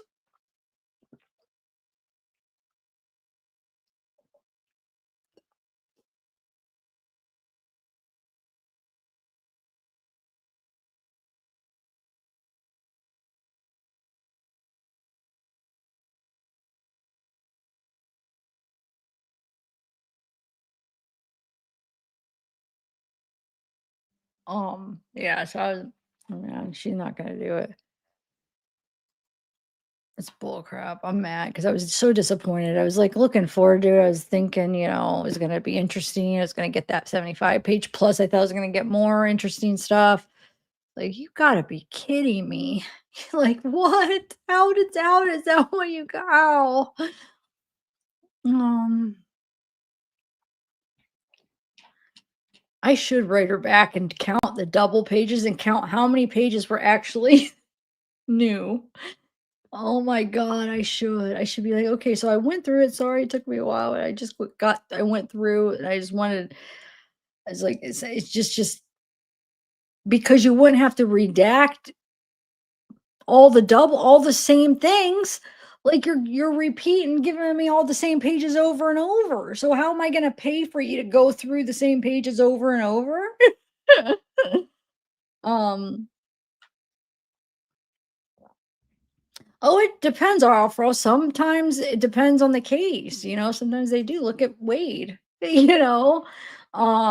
just depends. I mean, sometimes depending on if it's pulled for the case, it depends on sometimes the case it's just weird because I can't even say it depends on the county. I mean, it does depend on the county, the jail, but it's also not even like you can't even say like, well, oh, if this county releases emails or messages, then anybody in that county you're gonna be able to get it. That's not even the case. It's case specific too.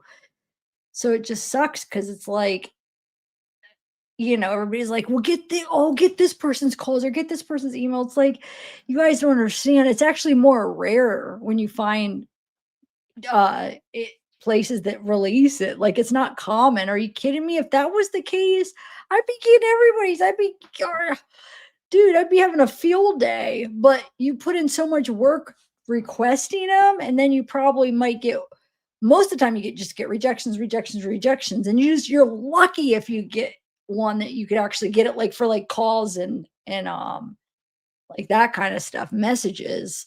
Like you're lucky. Like that's more of an exception than a norm, to be honest. Um, it really is.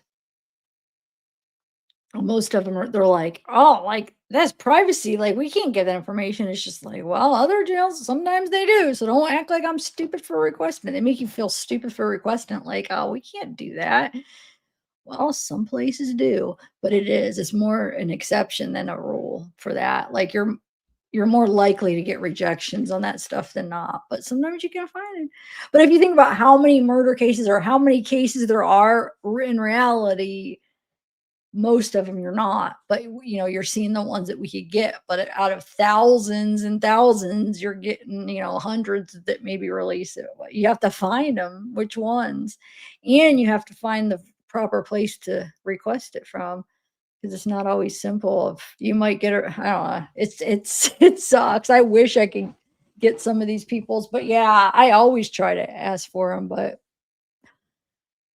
I asked for Paul's, I asked for Shonda's. You don't think I asked for calls and messages? Of course I tried. I always try, but they always reject that. They always reject it, but I always keep hopeful that I'll find another one where they'll say yes. But I don't know anything about Gypsy Rose. I'm just saying in general, maybe the place let him go. Or are you saying is it somebody else is personally releasing him or is the facility releasing him? Oh, really? So wait, is it the facility or is it somebody like that's writing or was releasing them? Because I haven't really followed that whole thing.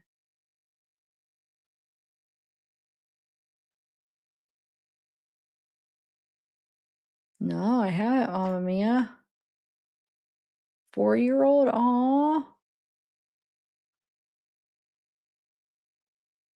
Oh, it depends. RL for all. It's so very, and that's not even consistent. Sometimes, no, look at you said out of prison. No, look, Wade, he's not out of prison. Paul and Shonda was able to get their jail calls, but not prison calls. Um, uh, so no, it's not always the same. Or sometimes, yeah, you have to wait till the case is closed, but sometimes you don't. It's so weird. There's no rules. I hate it. But I guess, if it was if it they made it super easy, then everybody would have them, and it would just they'd be flooded, and it wouldn't even be. Well, I mean, I guess it would. No, that's not the case. Actually, though, there's so many though. There's always new ones that we could have. No, I would vote for to have it easy, to get whatever. I don't care. That'd be awesome because then you would just have so much information on everybody, and unfortunately, there's always freaking murders every day, so there's always new people that we'd be able to freaking study their freaking psychoness, but no, I mean, it's a privacy thing, so, I mean, I get it. I get the rejection. I get why they wouldn't. It surprises me that they actually do, to be honest, because it is like a the rejections is like, no, that's like invading privacy and stuff. But some jail it's just different rules for different counties or different cases. And then also, if the case if they pulled the calls for the case, because not all cases they pull phone calls for the discovery and they listen to them and for the case. That doesn't happen with every case. But if they pull the calls for the case, that's more of a chance that you'll be able to get it. The more of a chance that it'll be public. But that's still not even the case of them being public, because Brian Koberger, they pulled those calls for Brian Koberger and listened to him, because we know from hearing the court hearings that was something that they pulled to listen to. They knew what his phone calls with his parents and stuff. So they were listening to him, but they will not release those. So that's not always the case, but it's a better chance if they pulled them for the case that that they might be public because it's a part of the case, but that's still not a guarantee, unfortunately. Um, so yeah, like Taylor Business, I got this close to almost getting them. I got the list of the call logs and everything. They're like, pick which calls you want. So I'm saying, and then they the last step of it said, nope, they rejected it. So this is what I'm saying. It's like up until then, everybody was like, yeah, yeah, yeah, yeah. Here's the call log. See which one she wants. And then all of a sudden, somebody at the end of that line was like, nope, we can't do it. Like, gosh, that would have been so awesome. But why? What is Gypsy Rose doing? She's bad. I don't know anything about. I mean, I shouldn't say I don't know anything about her. Of course, I know about her, but that was not a case I mean, I know about it. I've watched, a lot of documentaries on her. I did watch some of stuff. I know, like, they had that reality show. I didn't never watched it, but there's some clips on YouTube, but I never actually watched the series. And then I seen, like, she's with that new guy or whatever. So I do know a little bit, but I haven't got, like, real in depth where I'm, like, watching, like you said, I didn't even know her emails were out. Um, whoa.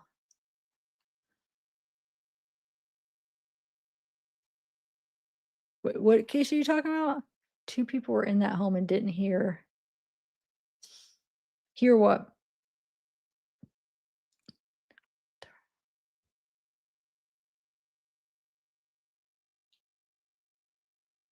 What are you talking about? Laura Fra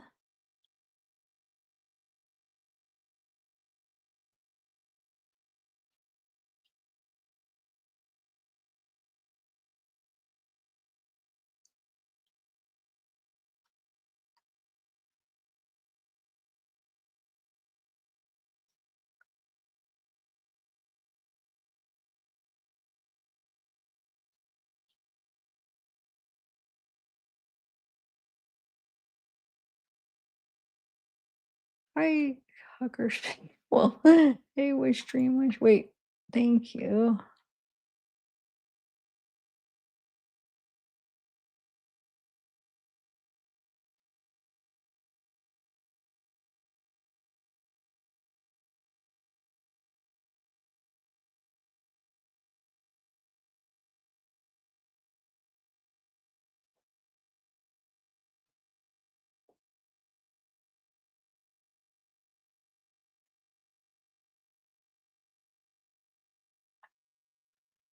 Wait, what? She was abusive to her mom. Wait, what?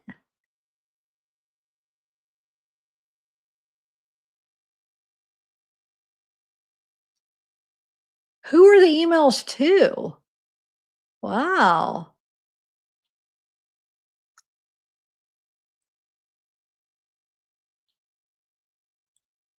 But wait, we know her mom definitely abused. I mean, her mom since she was a little kid. So I mean, we can't. I don't think you could say that her mom didn't abuse her. That was when she was like since she was a little kid. So I mean, I'm confused. I mean, that's definitely you can't deny that.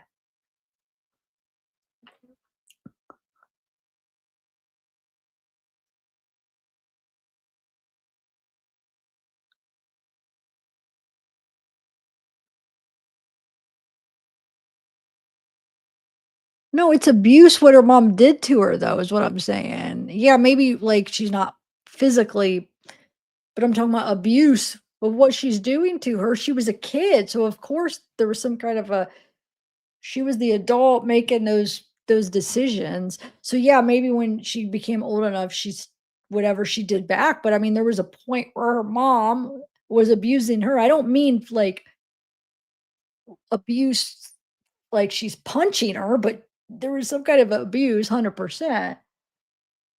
Um, she was a kid. She was a really young kid though, so I don't care. She was a kid. She's not an adult brain. So like, just like I'm trying to compare, but yeah. So it doesn't matter if she grew up a teenager and she's. I mean, she's a kid. Like, there's a there's some kind of power dynamic here. You got your mother. You're a little kid, so there is still some abuse, no matter what whatever if she ended up doing something, but I mean, she's a kid. So I mean, you know what I'm saying? I don't think you could take away that that wasn't some kind of form of an abuse. I don't think that's possible. Yeah, Casey. There's no way. Yeah, maybe she acted out and whatever. Or maybe the emails she wanted to seem cool to whoever she was writing to, so she made it seem like she's all big and tough and like, "No, I did this, I did that." But there's nothing you're gonna tell me that's gonna convince me that a little kid is gonna plan this whole thing of pretending to be sick as a little kid. It started when she was a little kid, so there was some kind of abuse by her mother. There's I don't care what those emails say. She was a kid. I can't say there's no way. Yeah, maybe she probably had a little side to her too, but like she was a kid. Like you can't. But I almost think I wonder if she was just trying to sound tough to whoever she was writing to sound like, oh no, like, yeah, like to sound like she was a little bit, to sound cool where she thinks it was gonna be cool, but in reality it's making her sound like a psycho. But like she don't know. She had a messed up childhood, like she doesn't know what you know what I'm saying? Her reality is so messed up. So yeah, I'm sure we know that she has a little deceiving side. I mean, we saw that side of her. Like, of course, she's not innocent, completely innocent. But there was a stage when she was just a little innocent little kid, and her mother had this plan, and whatever her mother was doing, there's no way a little kid knows how to. You know what I'm saying?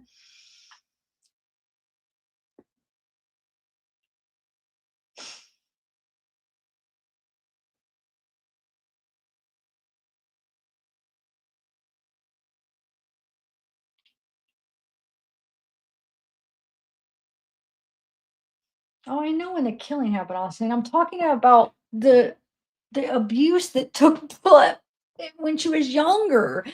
All I'm saying is, like, yeah, maybe she was doing some bad stuff too, but you can't deny that there was some abuse by her mom.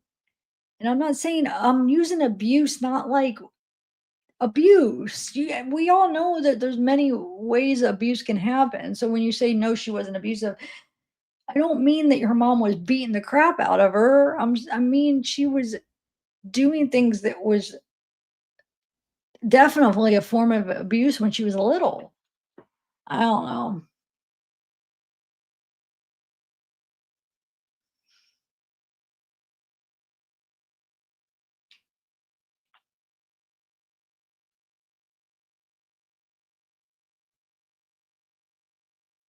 But she learned.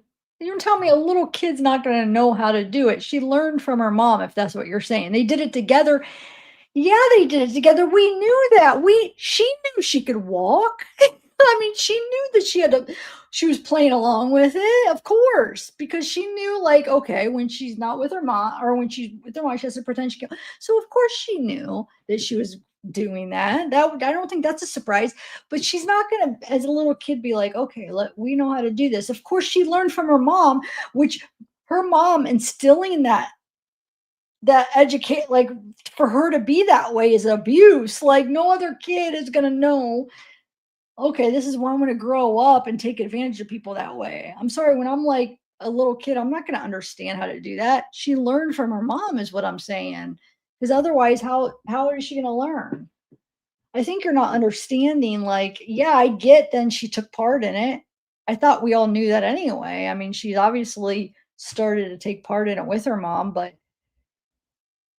there was a beginning. I'm sorry. She was abused at the beginning. I don't care what those emails say. She's a kid. Like she had to learn it from somewhere. Um, yeah, so I think we just are looking at it different. And I think even those emails, I haven't read them yet, but I could see the emails putting on more of a hard, like, haha, Brett, like almost thinking like to be cool. Not that she didn't, maybe it had some crappy ways about her and she took part in some of it, but I feel like I could see somebody like her not really understanding, like her reality's so messed up and her feeling like to brag about it or something. You know what I'm saying? But I'll have to read them. But I still know that I'm not going to think that there was no abuse by her mom because she was a kid. So there's no way. There's no way. I can't agree with that. Yeah, I agree, Mama Mia.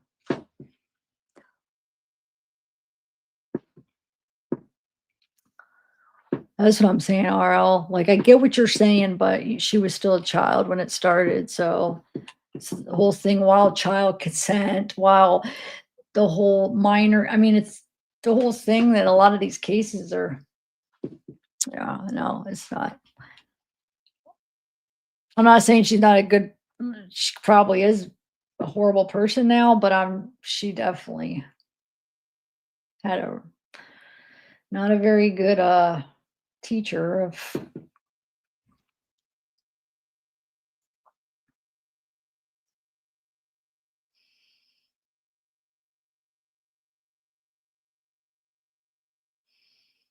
yeah, no, I know. I mean, she obviously knew she could walk, so she knew she was taking part in lying because she knew she could walk and stuff, but it still doesn't mean that she wasn't abused, you know? Yeah, I'm not, no, I mean, what she did was horrible. And I'm not saying like I agree with anything that she did, but all I was trying to say is that there was some form of an abuse early on in her childhood. And that's, I feel like that's, I don't care what those emails say, she was a kid. So, but yeah, I mean, it probably does make her look horrible because I mean, people are probably seeing it for a long time when she was old enough to, you know, maybe come clean that she was taking, doing some whatever she did. But I mean, I thought we kind of realized, look, she was planning that murder and stuff, but to say she wasn't abused at all, that's a little much because she was 100% abused in a certain way when she was a kid. Yeah, no, I guess I know all that. Yeah, I know. I mean, I guess I know more than what I may have said. I know that whole, I watched a lot of documentaries and stuff too. I guess the only thing I should have said is I never covered it on my channel, but I have followed it. I've watched a lot of it actually, but I haven't watched the whole series. I watched clips that's on YouTube. Whatever is on YouTube, I watched, but not recently as far as these new emails and stuff.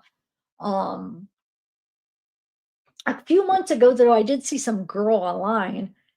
I didn't watch much of it. Um, but she was somebody that was in contact with her, friends with her at one point, and then now I think they're enemies or something. So she was freaking exposing some of how crappy she is. So I'm not saying she's a good person. And she probably is a horrible, crappy person. But all I'm trying to say is that she was abused by her mom at one point when she was a kid. But I don't know. Does you guys know who I'm talking about? Somebody online that she used to write to. Well, I guess she wrote. It's probably in reverse order. She became friends with this girl, and then this girl went online to expose her. So I don't know. Is she the one releasing the emails, or who's releasing her emails? Because she was releasing messages with her, exposing how crappy she was. But this might have been almost last year. I don't know. Who knows? Because I was gonna say a couple months, but my time period sometimes, like I feel like I could say a couple months, but it was probably a year ago. Um, but yeah, I'll get on these little binges and then I'll look up stuff. But I feel like the last binge I got on her was a couple months ago, maybe a year ago.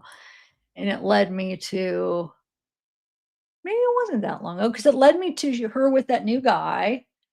And it led me to some of his stuff, watching some of his videos, and then watching some of her ex's videos.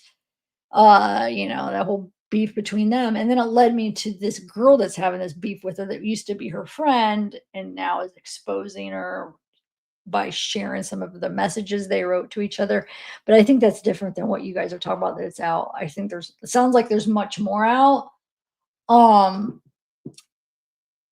but then I didn't go much further into that girl's channel. There was just some girl that used to be friends with her that is putting it all out on a YouTube channel now. But um, that show did look good though. Like they would play like some clips on YouTube, but what's it on Netflix or one of those streaming that I don't have?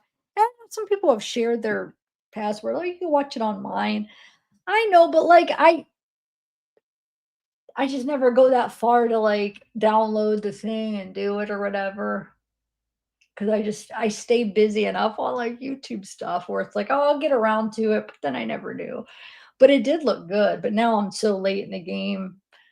Yeah, I don't know if I want to watch it now. But I know, like, when was that last year or 2 years ago? Everybody was watching it. When was that on? That should bring a perspective of when I watch that stuff. When was that series on with her and her ex? How many years ago was that? Anybody?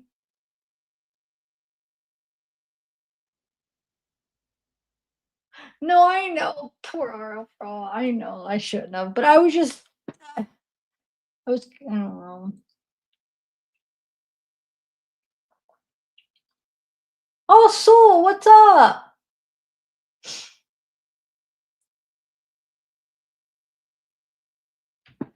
How are you?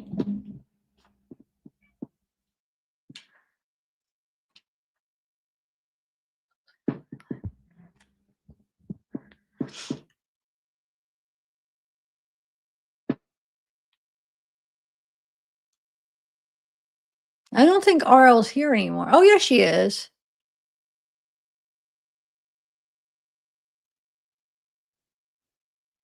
But when was that series on? Will somebody answer? Because it just put into perspective when I looked it up. I'm just curious.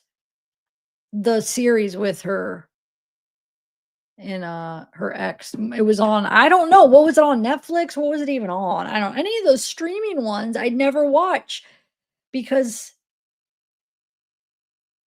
I don't have it. I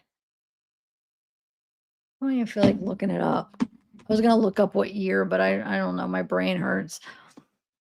Um, I thought somebody would answer. I thought my chat Google was gonna help me out on that. And I was just hoping some of you guys have watched it. You could tell me a timeline of when it was on, but nobody's answering. I still have coffee. Usually I'm like trying to sip emptied coffee, and now I have some. I don't know why. It's cold.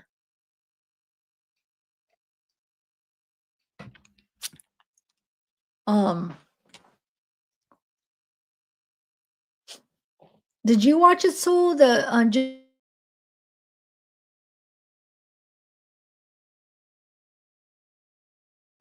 reality show? My internet's gonna go out. The thing popped up where it shows the lines. Oh, now it's good. I know when it pops up, that means it's starting to get like bad, but now it's got the eye back, so it should be good. um, I don't know what it's called, Soul. I probably it was like a reality show with her and her husband, but now they're her ex-husband. I was just curious because it would get put into perspective when I looked it up last, because it would have to be after that was already out, and then I don't know. I don't know, so it's on one of those. I need to get one of, but then that's the thing. They have like Hulu, Peacock, Netflix. So if you get one and then there's a series on the other one. So you have to almost get like all three to be up to date on all this stuff. So I just don't get any of them. I don't know. There's so much on YouTube, but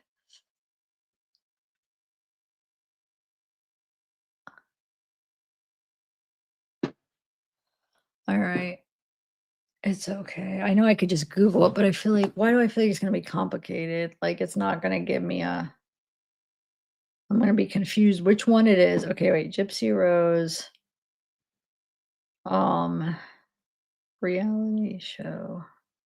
Oh, there's more than one season. I knew it. It was gonna be something where I was like, "What, season 2? Is it still on? Is it still on?"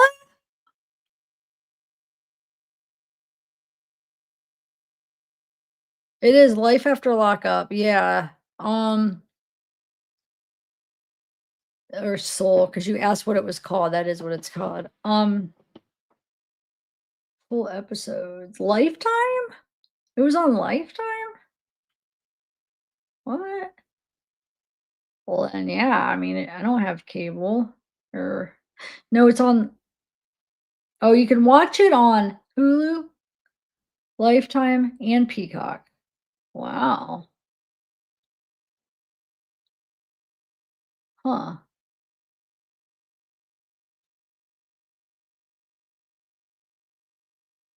Wow. Well, when? What year?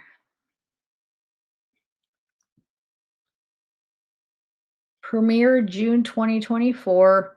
Season 2 premiere March 2025. Huh. Well, I don't know. Is season 2, was she with, oh wait though, because it premieres, but then it's like old already, so things could already be different. Yeah, because they don't premiere until way after that it actually happened, right? I'm guessing when I looked it up, it was after season 2 premiered.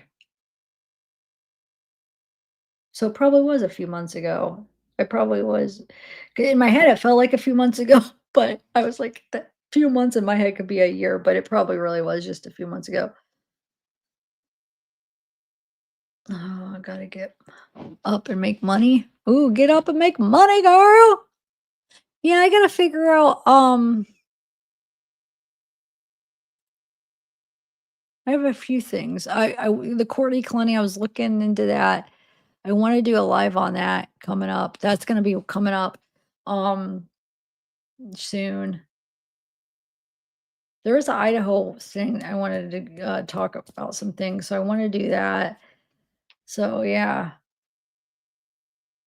Courtney's trials December. I think it was December.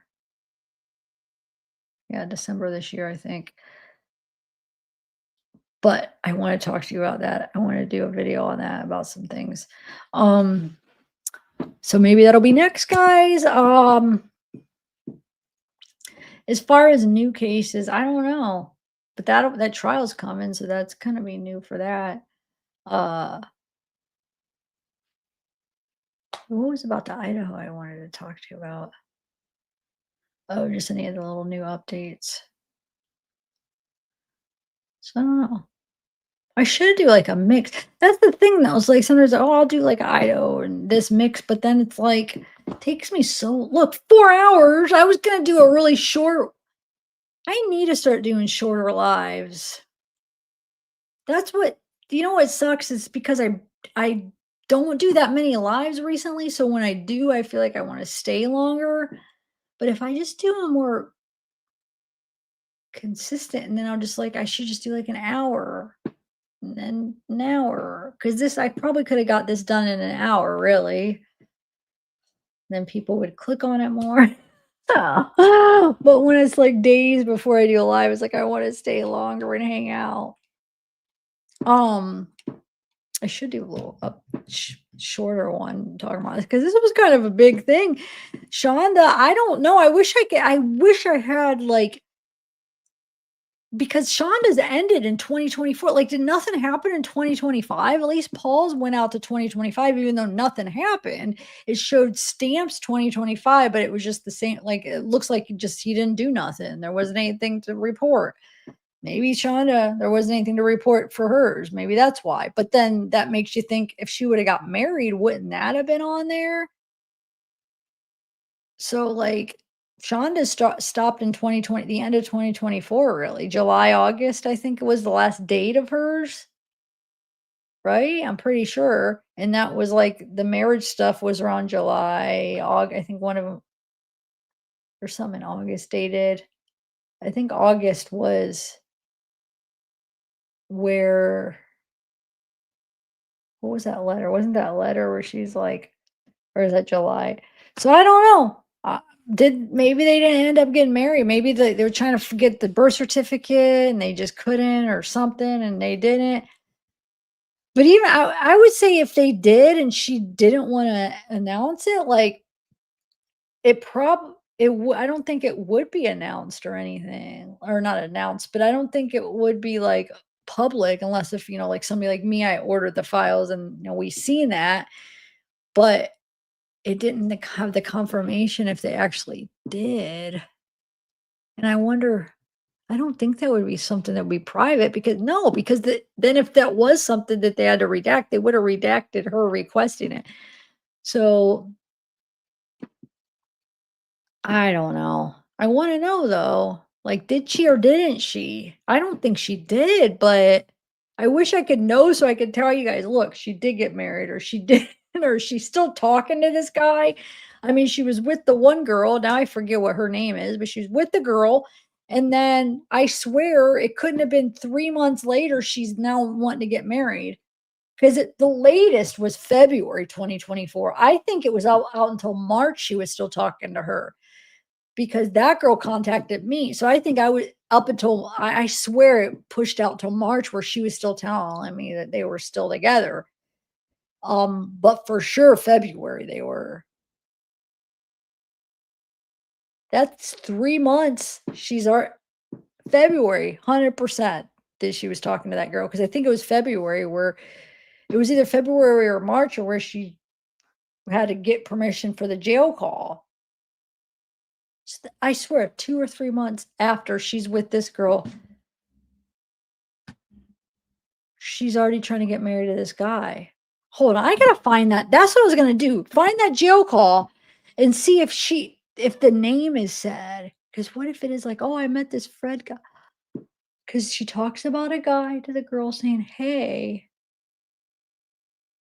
this guy contacted me. He wants to talk. It's a good support for somebody for me. Another support I could have. And her girlfriend was like, oh no, I understand. That's fine.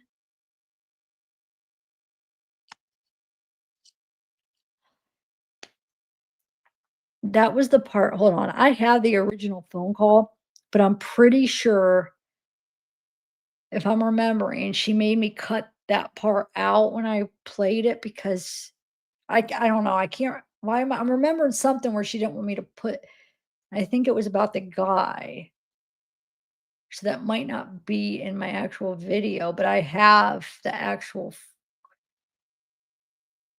thing, so I could hear if it I gotta go check it out, guys. I'll let you know. I'll give an update. 'Cause I gotta go find it in my files, and if that's crazy. I kinda want it to be because I think that'd be interesting if it's like, that was the guy that she told her girlfriend about, like, "Oh, I don't have to worry about it, but I just need his support," and then she ends up like, "Oh, I'm gonna marry him." Oh my gosh.